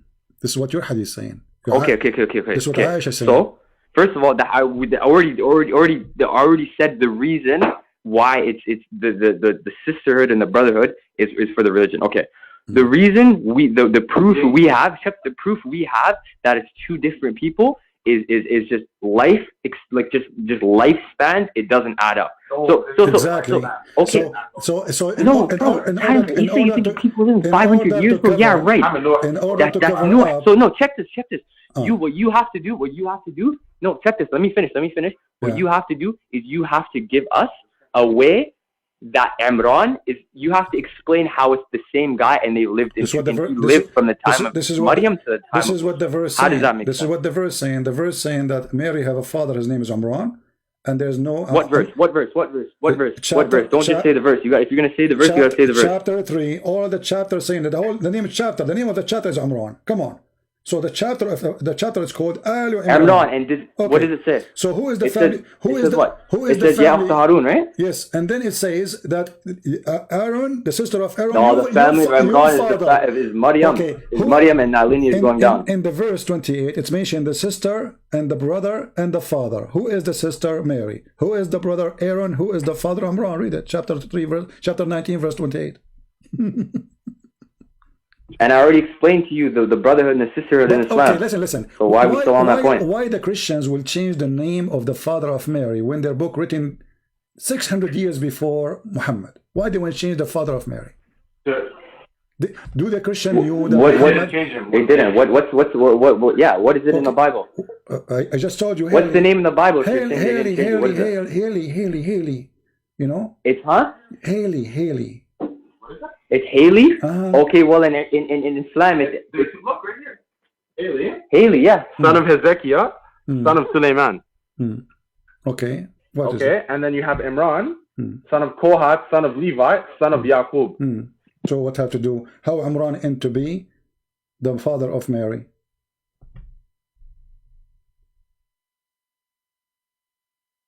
Say that again? How Imran end to be the father of Mary? So you're saying Imran and Haley are not the same person? Do they sound the same? I mean, the names sound the same. One start with Ain, the other one start with H. Do they sound for example, Isa and Jesus don't sound the same. Well, we don't have Isa. They don't. In the Islamic belief, no. Haley and Imran are the same person. His name, yeah. I just showed you. Yaqub and Jacob. I just showed you. No, Yaqub, this is an Arabic name. Your prophet is copying the word. That's what I'm saying. So in Hebrew, Imran is the Arabic name. Your prophet, no, he got it wrong. It is not Imran. It is Umram. Your prophet, he don't even know how to copy a Jewish name. So Umram, not Umran. So your prophet, who's Umran? Who's that? Umran is the father of Moses. So who's Imran? Is the father of Moses. It's the father of Musa. Yeah. This is why when Kabul Ahbar, read with me carefully. This is your Islamic website. When Kabul Ahbar, he came to her. He said in the presence of Aisha, the mother of the believers, oh, may God bless her. This is a translation using Google Translation. Mary is not the sister of Harun, the brother of Musa. Aisha, she said to him, you lied. Did you see what she said? You lied. So if you are the one saying that to Aisha, that Imran is not the brother of Mary, Aisha, she will say to him, you are a liar. He will say to you, you are a liar. And she continues saying, so he said to her, "O mother of the believers, if the messenger of Allah, may God pray on him, say it so, he must be truthful in information." He gets scared because he will get killed now. But I find between them is 600 years. And then after he said that, I was silent. Aisha saying, I was silent. Yeah, she said, because they are sisters, they are brother and sister in Islam. That's the point. That's the point. I understand this point. I've already said that. So why she said to him you lied? Why she said to him you lied? When he said because she definitely, yeah. You keep bringing hadith, bro. You can't find any contradictions in the Quran. Honestly, I cannot find contradiction in the Quran. Okay, let us go to contradiction in the Quran. Hold on. You see, this is a contradiction actually, but you are saying this. You won't find one. Okay, you are saying this not one. I want to ask you, which one Allah created first, the stars or the trees? What does that have to do with the Quran? Bring me the verse first, and then I'll answer. No, contradiction. I'm asking you. Which one? No, because you're trying to catch me. You're trying to catch me, and then you're going to say the verse, and it's going to say something else. You are trying not to be catched, not saying the truth. You don't want to say the truth. Who care about catching you? Say the truth. Say what you what. If you know how. I've seen enough people that speak like you to know not to answer those questions. You're not going to catch me on that. Say the verse, and then you ask the question. Are you going to give a truth answer, or you play games? You're playing games. You're trying to put the question. You haven't answered any of our questions, and now you're trying to put your question before. So you are saying to me you are afraid to answer because if you answer, I'm going to catch you. Okay, you haven't answered a single one of our questions all day. You never asked me. You never asked me anything. You never asked me anything. What are you talking about? Answer my question. How about that? Listen. I'll answer my question. Listen. Listen. I asked you a question. You responded with a question, right? Okay. So now you're expecting me to give an answer when you gave a question, and now you're saying because I'm giving you another question. You never answer me about anything, and you never asked me a question. I didn't because I asked the question first. And now you are trying to run away. I'm not answering your question until you answer mine. You are afraid to answer me about simple thing any Muslim kid should answer. Which one Allah created first? The earth? He finished the earth first, or he finished the sky? Don't change the subject. I'm not. Why are you changing the subject? You are the one who said. See, this is the thing. You're making some very weak points, and your points are not being. I don't think you understand. You're not fooling anybody. Show me a contradiction. You are the one. Because you're not answering anything. You just said, "Show me a contradiction." I showed you about Mary. You refuse it. No problem. I'm now asking you a simple one. Which one Allah? No. The Mary point, I give you a perfectly valid point against it, and you answered that with another question. Point? So Aisha is a liar? She said you lied. Answer the question. Answer the question, bro. Dude, I showed you what Aisha said. Answer my question first. You say I showed you what Aisha she said. You said to me, I don't go by the hadith. You said to me you don't go by the hadith. Here's the issue. I have the tree. I have the family tree that has everything down to the detail. Okay. And it shows two different Imrans. Go ahead. No, show me where is the Imran, different Imran. Go ahead. Look, there's Heli and there's Imran. Where is what tree you are reading from? Huh? What tree you are reading from? I am reading from where is this? Islamic Showcase. Okay, where did they get that from? What do you mean? Where did they get that from? Those names, where did they get them from? I'm not sure. But regardless, every single one is identical. My friend, those are made up. Every single one is identical. So are they all wrong? They are copy paste. You Muslims, you copy paste from each other. None of you knows what you're talking about. Otherwise, show me. Okay, give me a reference. Okay, give me a reference. You see, when I say to you something, I give you a reference. Give me a reference where they get this from, so we can laugh. Okay. We're good. We're gonna talk about the Aisha point that you said. Aisha called. Can you say that? Aisha, she said to Ka'b al-Ahbar, so we can bring it up. What is it? Okay, the one who said, he said to her that Harun is just a hadith, so we can bring it up. Okay, hadith number. Okay, what hadith number?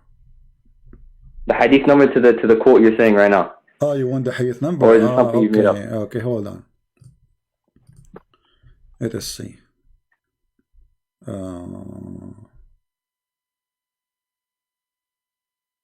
Give me a second. You were reading it 2 seconds ago, right? Yeah, no, let's bring it up now. Take it easy. Yeah, you will see it in a second. Are you excited to see the hadith? So how come you did not read it when I gave it to you first time, and now you are suddenly you wanna? Oh no, just bring it up. Just bring it up now. Okay, here we go. Here we go, brother. Take the link. I will just bring it up. Okay, brother. Bring it up. Brother, take the link. I will give you the link. Here we go. Here we go. Open it. Or we No, give you the link. Give you the link. I give you the link. Or we can move on and just we will stick with it. Go ahead. I will not even let you move anywhere. Go ahead. Okay, where is it? Did you send it? I sent it, yes. Check on that. I need the number. That's all. Oh no, yeah. This is the. This is hadith number. This is Tafsir al-Qurtubi. Listen. Let us talk like adults. Stop acting like kids, jumping from place to place. Tafsir al-Qurtubi. Loki just got out of high school. Tafsir al-Qurtubi.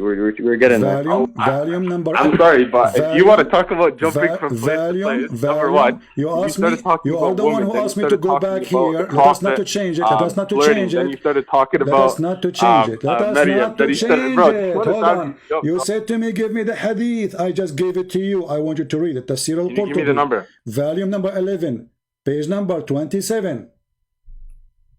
Hadith volume. No, what's the name of the book? Tafsir al-Qurtubi, the interpretation of al-Qurtubi, volume number 11, page number 27, and I gave you the link. Don't get mad now. We're just asking. Yeah. So, go down. You will see here says قوله تعالى يا أخت هارون. Let's Qurtubi is a 13th century work. Now, if you bring me something from, for example, the 7th century, from the... Why are you laughing? But this hadith is not from the 13th century. This is from the time of Muhammad. This is Aisha talking there. What's wrong with you? but when was the hadith? Go on, just go. I'm losing my voice. A bunch of kids. Yeah, this is from the 7th century. Al-Qurtubi from the 7th century. 17th century. Who cares about Al-Qurtubi? You asked me for reference, I give you the reference. Isn't it obvious? Muhammad, you do not know the name of the father of Mary. He thinks this is Umran. Isn't it? What kind of a prophet he is? How silly. And yes, I agree. A person can have two names. The same person can have two names, no problem. Jesus the Christ. Okay. But here he is making her the daughter of Umran. Literally, the wife of Umran, she said, I'm going to designate my baby. The wife of Umran. This is not metaphorical no more. Amram is the father of Moses. So when this man, the Jew, who is a rabbi, he came to Muhammad's wife Aisha and he said to her, well, you know what, Aaron, Mary, the mother of Jesus, is not the sister of Aaron.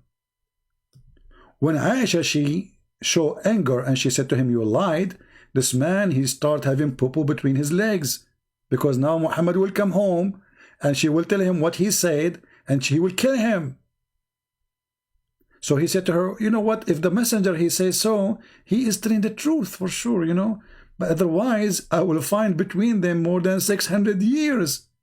And then Aisha, she said, he said that and I was silent. She didn't know what to say.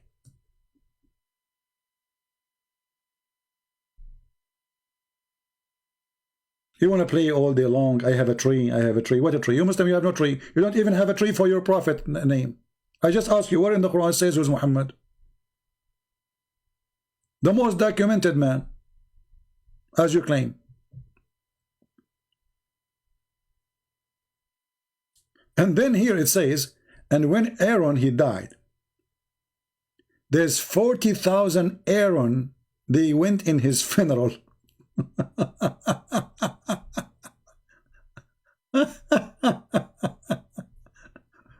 Read carefully. And it was said, Aaron, he was a righteous man. At that time, in his funeral, And the day of the funeral, there's 40,000, all of them, they were named Aaron.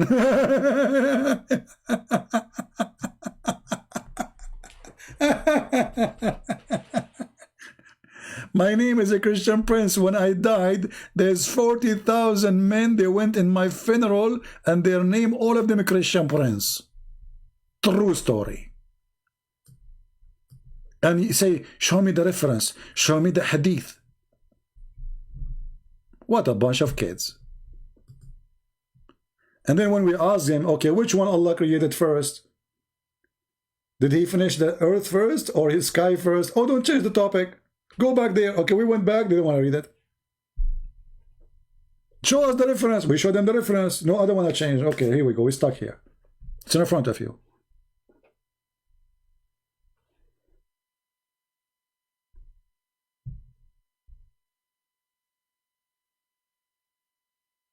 Muhammad, after he got busted, he had to give his own explanation. He said, oh, they used to call them by their ancestor, but Aaron is not from the ancestor of Mary.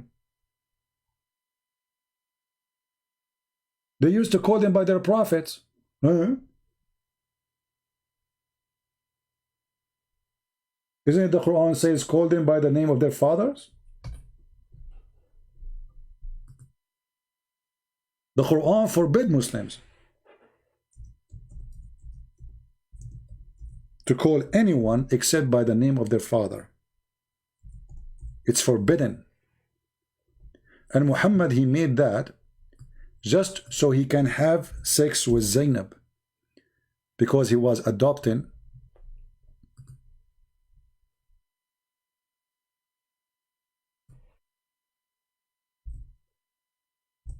Zayd.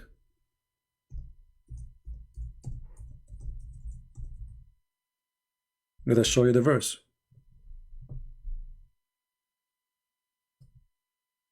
You call them only by the names of their fathers. This is why the verse mentioned that she is a sister of Aaron, and her father was a good man.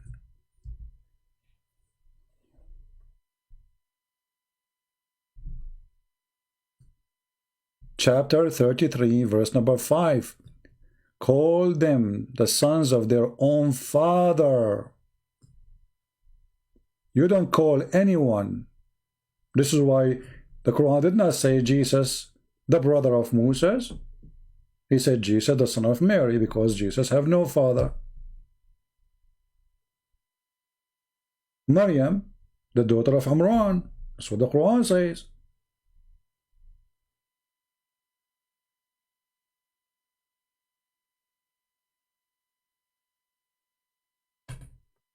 Just to show you another stupid thing, as an example, if we try to find out who is the father of the father of Abraham, Muhammad, he think that the father of Abraham, his name is Adar, but Adar is a word mean foolish. So Muhammad the fool, he copied what Abraham said to his father. He said to him, foolish, are you going to worship idols? Muhammad, he thought the word foolish is the name of Abraham's father.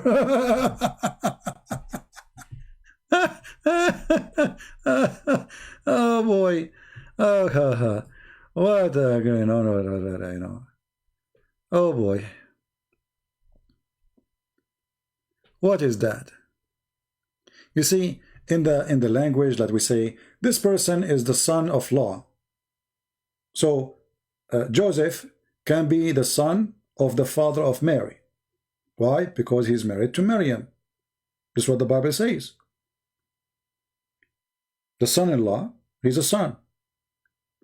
So I can call Joseph by the father of Mary. I can say this person is the son of Mary father. I can say Mary, she is the daughter of the father of Joseph. That is possible. But here we have no relationship. Mary have nothing to do with Musa. They are not even from the same tribe.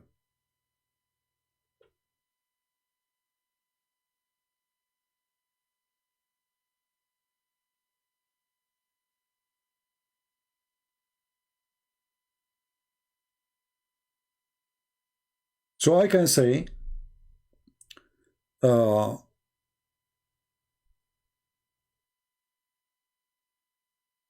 Jacob is the father of Moses, and I can say, sorry, the father of Joseph, and I can say Mary, the daughter of Jacob. I can say Joseph is the son of Harry or Joachim. This is because there is marriage, and this is practiced now too. I mean, nothing changed. So when a Muhammadan, he come to us, try to find a solution for a stupid mistake in the Quran, it doesn't work. It is silly. And when we ask them, okay, forget about this, which one Allah created first? Which one Allah finished first, the earth or the sky? Any Muslim in the chat can tell us? Just to show you how they have no idea. They don't dare to say. Because the second they give you an answer, he said, oh, you want to trap me. Why? Why you are saying that? So he's afraid to say the truth, the correct answer. The second he will say the correct answer, he will be in trouble.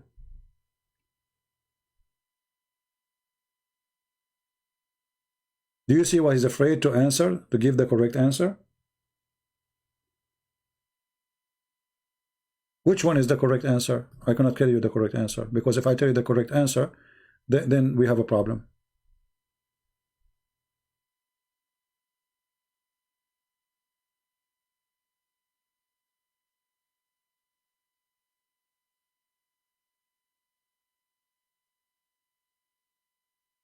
We can go and do like, you know, the Bible speak about Jesus, the son of from David, right?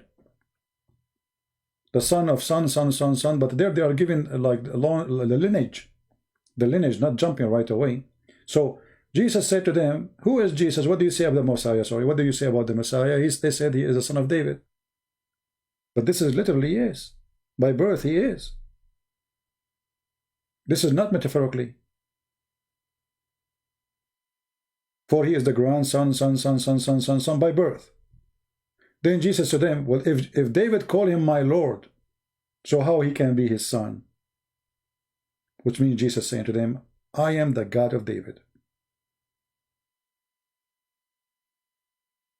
So it's not metaphorical. If I say I am a son of Adam, this is not metaphorical. It's true. But sister of Aaron, that is a big issue. For he mistake with the name of the father, and he mistake with the name of the brother,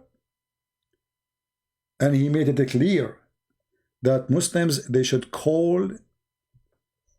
be called, speaking to each other by the name of their fathers. Otherwise, Allah will be upset. You don't call someone the son of etc. person unless he is your father. This is why the Quran mentioned that Jesus, the son of Mary. He did not say Jesus, the brother of Moses. I mean, which one should have more relationship to Moses? Mary, the mother who is not a prophet, or Jesus, supposedly according to Muslims, is a prophet?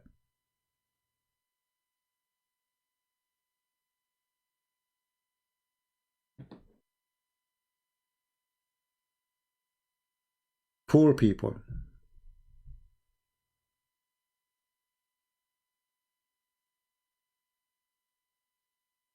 Two different accounts of a creation. You see, the issue is, the second you give the Muslim a question, he will not answer. That's it. That's why he's asking for the show me the verse. Did you notice? So they are trying to be supposed to be smart. Like, okay, show us the verse, so we can give you the answer. He won't give me the answer. Because after I show him the verse, and they knew what the verse is saying, they will change the answer. You know what I mean? Their answer is going to be flexible, the bend in the bust. So you are going to bust us, I know. So if we say this, then we cannot say, oh, we did not say it.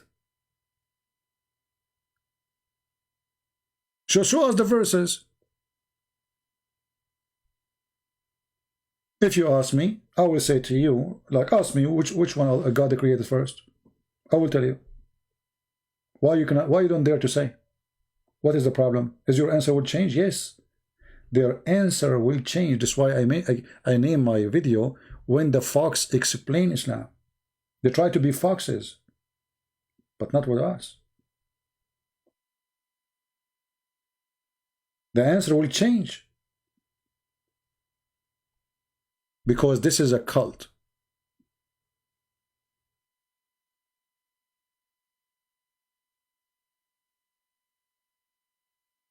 Well, all the names are wrong. Haman is the minister of the Pharaoh. And the Pharaoh is the one who built the Babylon Tower. You know what I mean?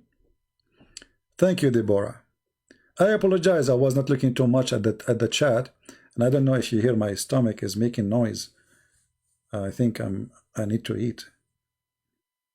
This is the benefit of having four wives and 4 mother-in-law. If I have 4 wives now, I will have like 4 sandwiches, big ones. I mean, isn't it obvious? How in the world, why the Christian, they will change the name of the father of Mary? There's no reason. Why do they want to do that? A book written 600 years before Muhammad. Do they knew that Muhammad is going to be foolish? Muhammad, he heard that the Jews, they have a prophet, his name is Aaron, a prophet, his name is Moses, their sister, their name is Maryam. Uh-oh, this is Maryam, the mother of Jesus. You can hear it? What a scandal. Don't tell my friends, okay? Yeah. Actually, it's very cold, you know. It's a cold weather. There's a big storm is hitting USA. Hold on. He just said to me, call me again. And we are talking about storms, so maybe we should ask him about storms. Call back, he's saying call back. He's not online anymore. But I don't know, it says for me, it says online. You forgot when the Quran says how Allah, he sent hail? Where the snow is coming from?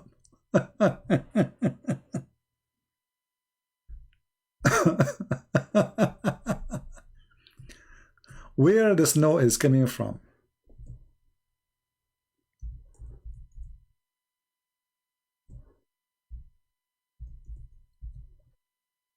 I mean, did Allah make a mistake here?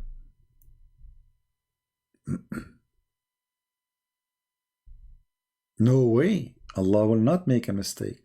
Allah for sure, he is talking about a true story. He sent down hail out of high mountains in heaven.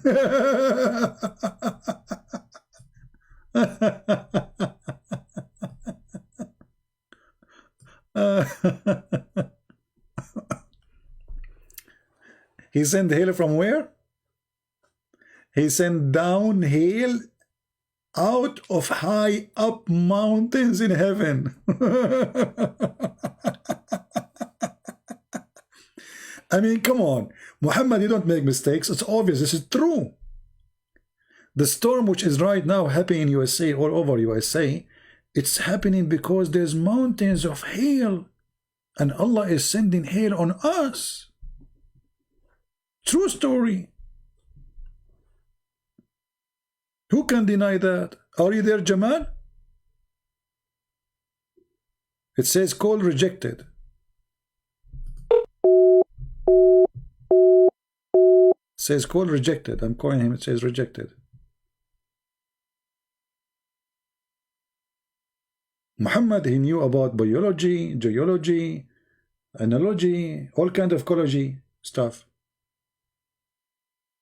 He's expert with eyeliner, lipstick, earthquake, mountains, valleys, honey, sperm.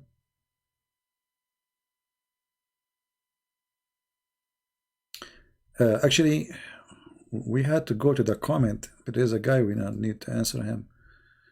Yeah, actually, we were talking about that. You see here, the idiot here, he's saying to me, here there's a contradiction in Matthew chapter 1 verse number 13 and Luke chapter 3 verse number 23. Because this is because you're an idiot. Joseph and Mary, they are the sons of two men in the same time. How is that? Joseph is the son of his father-in-law, and Mary, she is the daughter of her father-in-law. At the same time, both of them, they are the daughters and the sons of their real father. So you are a fool. But if you go in the Quran, we will find that the Muslims are confused about all the names. Muhammad or Ahmad. Abraham is the son of Azar. Mary is the daughter of Imran. Jesus became Isa. Mary is the sister of Aaron. Haman is the minister of Pharaoh. The Pharaoh is the one who built the Babylon. What do you want more? All the history is, you know, what about the Samaritan? He was exist in the time of Moses.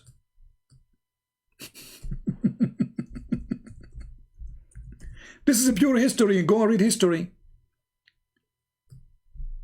So Moses, he went away and he came back, and the Samaritan, he deceived his people.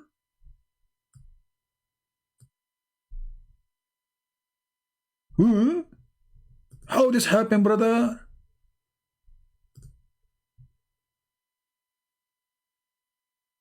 Look, they are not even translating the word summary. We want to show you translation in English, so you can get the word in English.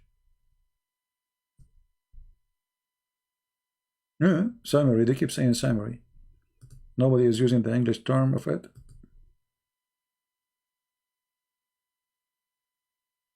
All of them. What's wrong with those people? Let us see. Arbery. The Samaritan, he misled the people of Moses. History. The historian Muhammad. Do you see the history? Muhammad, he knew what's happening. And then Moses, he returned and he was very angry. Why? Because the Samaritan, he misled them. That's deep. Where Allah, he has daughters. Well, if you go in the Quran, there's many verses actually in the Quran, but in the Quran there's certain verses where Allah, he mentioned the names.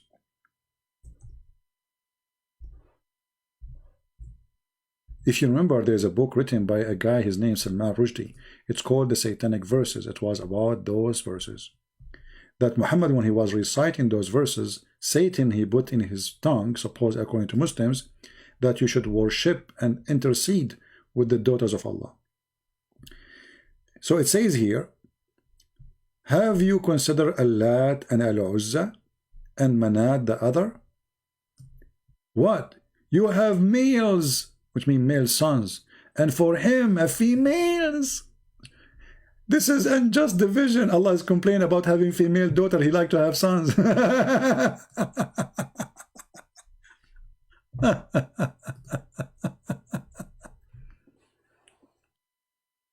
And here, by the way,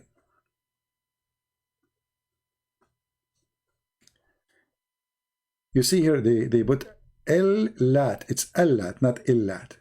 El-Lat. But it makes same actually, because in the old original language it is El-Lat, God Lat, God Uzza. And then the funny, the Muslim, they say Allah have no daughters. Then Muhammad, he come with a story that the Prophet, he sent one of his companions. We need to search for the expedition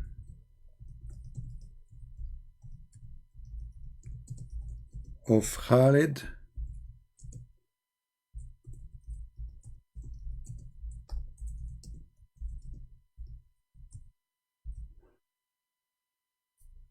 all right.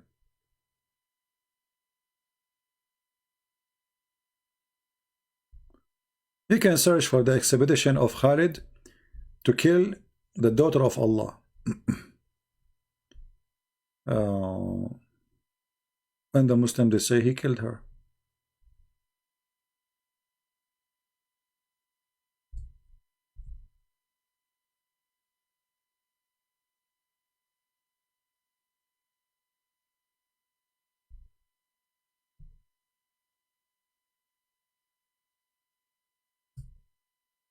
Let us see if we can find the reference in English.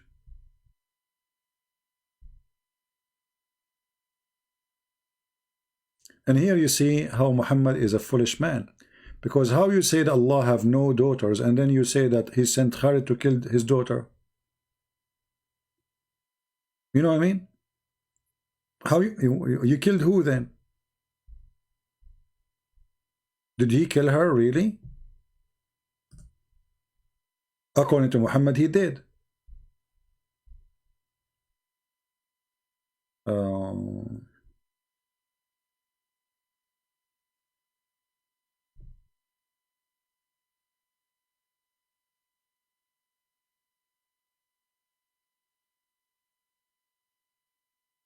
Okay, we found this website. Let us see. Let me give you the link, and you will see how Muhammad, he sent Khalid ibn Walid to kill the daughter of Allah, and they killed her. They killed her. They killed the daughter of Allah. How dare you to do that, Muhammad? And here you see the stupidity. How you Muslim, you say that there is no Allah don't have daughters, and then Muhammad, he killed his daughter of Allah.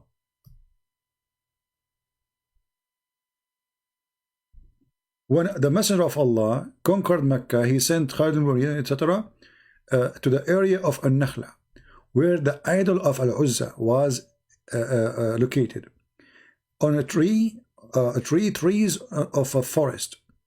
Khalid cut the trees and approached the house built around it and destroyed it. When he went back to the Prophet and informed him of the story, the Prophet said to him, "Go back and finish your mission." So Muhammad is genius. He did not kill her, for you have not finished it. Khalid, he went back. When he arrived there, he saw Al-Uzza, and the servant of Al-Uzza saw him.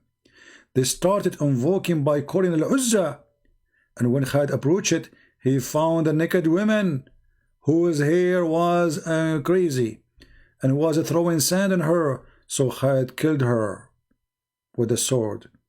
And then the Prophet, when he went back, the Prophet, he said to him, "Now you finish your mission." He did not. This website doesn't show the whole story. So Muhammad, he agreed that he killed Al-Uzza.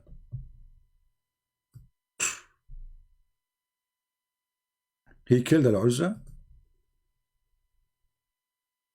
I thought Al-Uzza is a lie. How this man was sent by your Prophet and he killed Al-Uzza?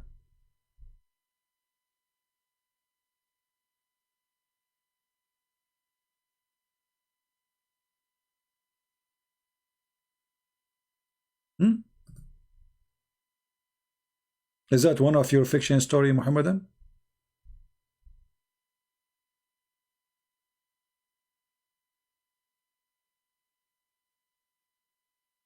Okay, I found it in Ibn Kathir in English. Here we go. This is Ibn Kathir in English. Guys, you save it, please. So next time if we talk about it, you can share the link. Who wants the link? This is Ibn Kathir. This is better than the other website we were reading from.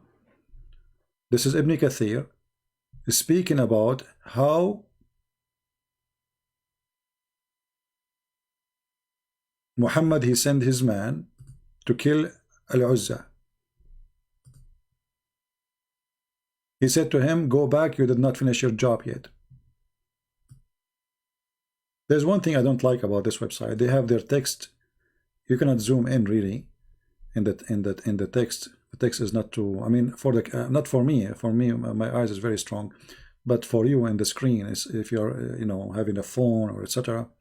So here we go, the story in Ibn Kathir. And then Muhammad, he said to him, "This is the Uzza." That was Al-Uzza.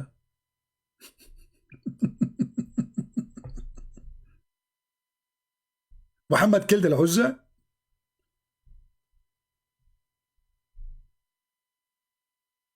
What a scam. Yeah, Muhammad, he can kill whatever you want. I mean, come on.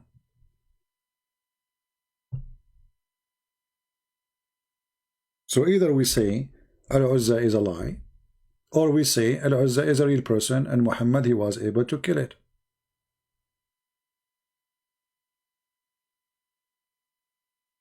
So was it or wasn't not?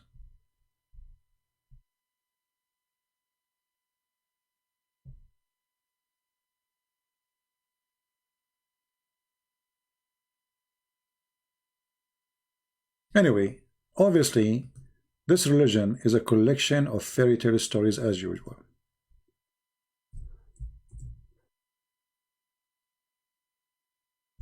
And Muhammad, he cannot survive his stories if you are a person who question them.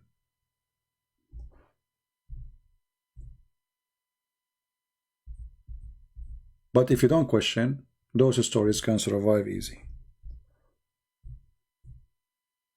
Sometimes I ask myself, like in the old days when those stories Muhammad, he used to provide them, and you know, how naive people they were, you know, I mean, to believe in such a story, you know. People were very naive. Flying carpet and, you know, flying horse of Solomon, the ring of Solomon. I mean, today we watch movies, not too much different, by the way.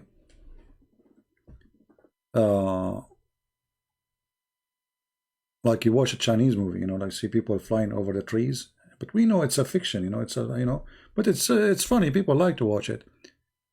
All right. You have one question? Okay, give me the question before we go, because almost we are done for today.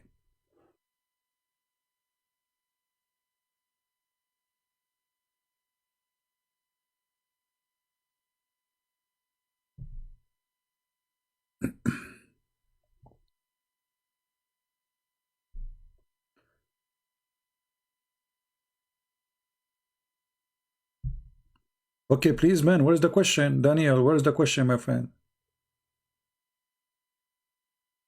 Where's the question? You keep saying to me, please, please. Well, I don't see the question.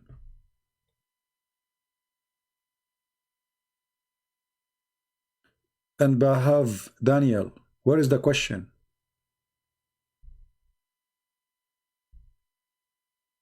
I'm just waiting for you. I'm done for today. Give me the question, my friend.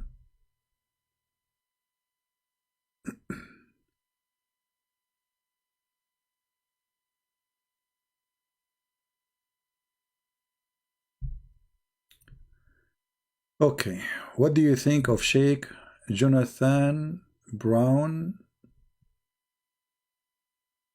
Although I love Jesus so much, I don't know who is this, how his name is Jonathan Brown, and who is Brown. Who care about those names, my friend? See, try to be a smart person. Don't focus in the name of a person. As an example, who care about Christian Prince? Who care? I don't care. You know, those names mean nothing. Focus on the religion and the one who brought the religion to you. What do you think about this guy? Who is this guy? I never heard of him. What he do? And what am my business with him? If you want to debate me, let him call me and we will laugh. So don't be a silly person going after this person and that person. This is the behavior of a silly people. You see, we laugh at Zakir Naik because he is funny. He's stupid, you know. But we don't care really. Zakir Naik is not Islam. Christian Prince is not Christianity. When I speak about Islam, I focus on the head of the snake, Muhammad. Otherwise, I'm wasting my time. I'm not going to talk about Osama bin Laden. They can say to me, he don't present Islam. But if I speak about Muhammad, can they say to me, he don't present Islam? They cannot. So it's a bad mistake when some people, they go around like, you know, I don't know, we are like sometime, you know, when the butterfly looking for a light, you know, there's a lamp, you know, somebody is shine a little bit, but his shine can be fake. So don't waste your time. Don't debate a person about his personality. debate the religion he defend. When I debate a Muslim, I'm not debating him, I'm debating Islam. I don't know I was talking to who. And who care? What we care for, that they cannot answer, and Islam is a stupid cult. So actually the Muslim, they wish you are going to go and argue about sheikhs. They wish we change our topic forever and we never talk about Muhammad, we just talk about sheikhs. This guy and that guy. Sometimes we have to talk about what their videos they say just to get them busted, but they are not important. Because those are a bunch of kids, they can deny whatever they want. All those who go on YouTube, I did not see one of them is a man. When they debated this person, Mimi, they said to him, Allah have a body. He said, who said so? When the Quran, the Hadith, the Prophet says so, he denied it in second. Why? Because he's a kid. So speaking with kids is a waste of time, but doesn't mean we will not spank them. We do. All right? Any other question?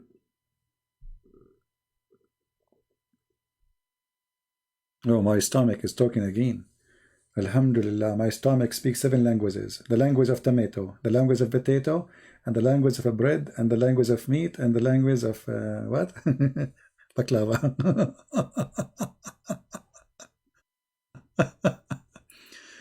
Thank you from Sarawakian. What is that? Sarawakian. What is Sarawak? I don't even know how to say it. Hold on, let me copy.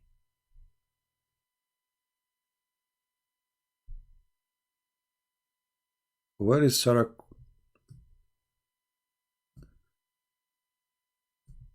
You see, it doesn't matter how much you know about the word, still you know nothing. I want to search this one. Sarawakian. Oh, in Malaysia. Oh, okay. Sarawakian. You know what? Reading the Quran is easier, man. Can you talk to them to change the name? Like make us sorry. You know, like something easier. Yeah. Like this is remind me of Arabic names. You know, in the school in the Middle East, when the teacher come first day, you have to stand up and say all your full name. So like each one of the students, his name is like a train. Muhammad, the son of Ali, the son of Ahmad, the son of Muhammad, the son of Zadra, the son of Zadra. This is the most boring day in the first day in the school, because the student have to stand up and say all the name. All right. So I want to say thank you guys for being here. I might be the most funny person on earth, no lie. Is that a part of the sentence, no lie? So now I should print this. Okay, hold on. I'm going to print this, and I put it in the front of my page. You might be Christian Prince.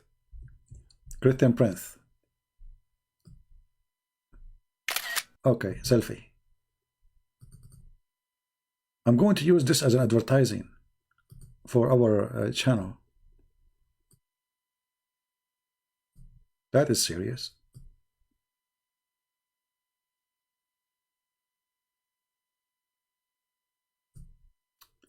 So Christian Prince, you might be the funniest guy on earth, no lie. I'm confused now. So are you saying to me not to lie, or you are saying to me you are the funniest guy in the earth? No, I'm not Thor. I'm going to read Tafsir Ibn Kathir. And I hope the Muslims will agree with me to read the interpretation of this verse. Alhamdulillah, that's the Quran. It's confusing, and that makes sense that this is not the Quran. I think this verse was a drop from the Quran by the mistake, because it's confusing. You, Christian Prince, you might be, you might be, this reminds me of Allah said, may Allah forgive you. Allah saying to Muhammad, may Allah forgive you. So who are you? So this is, I think this is Quran, because it's very confusing, and it's not connected. Like you might be, but would mean you are not really. Maybe so. Like maybe you, maybe who, maybe bamboo. You know, like maybe. So like this is will join the book of maybe Quran. So maybe you are the funniest guy in the earth, no lie. The right part is getting dizzy. I'm angry, and now there's no lie. I'm not sure what that means, so I will leave that mystery for you. You can think about it, and you can call a sheikh, call an imam, and you will get an answer. Alhamdulillah. Thank you very much. Thank you, sister. Thank you, brother, for your hair and for your coiffure. Thank you very much. And I like you very much. And I will pray to Allah to curse you. Because the curse of Allah will not make you to go to heaven, because in heaven you will be doing what? Boom, boom. And none of you like it. I know. The penalty. Spending 70 years having orgasm. 70 years orgasm. Oh boy. 70 years orgasm. I mean, can't you make it 69? He's stuck with the number 70. Everything is 70 for you, Muhammad. Oh boy. Anyway, thank you very much. And this is your brother Christian Prince was saying hello. And praise be to Allah. He's the best knowing and the best unknowing. He's the most, humble, tumble, whatever, thank you, Lord. Yeah. Thank you very much. And I'll talk to you later, and I understand nothing of what you are saying, and alhamdulillah, and that's very perfect, because we have, prophet, and, I have no idea what I'm talking about. I think because my stomach is hungry, and the prophet said, eat honey. So I'm going to eat honey, and honey is the food ready. God bless you all, and see you soon. Don't forget to download the video. We are going to delete all the videos previously, maybe today. Thank you.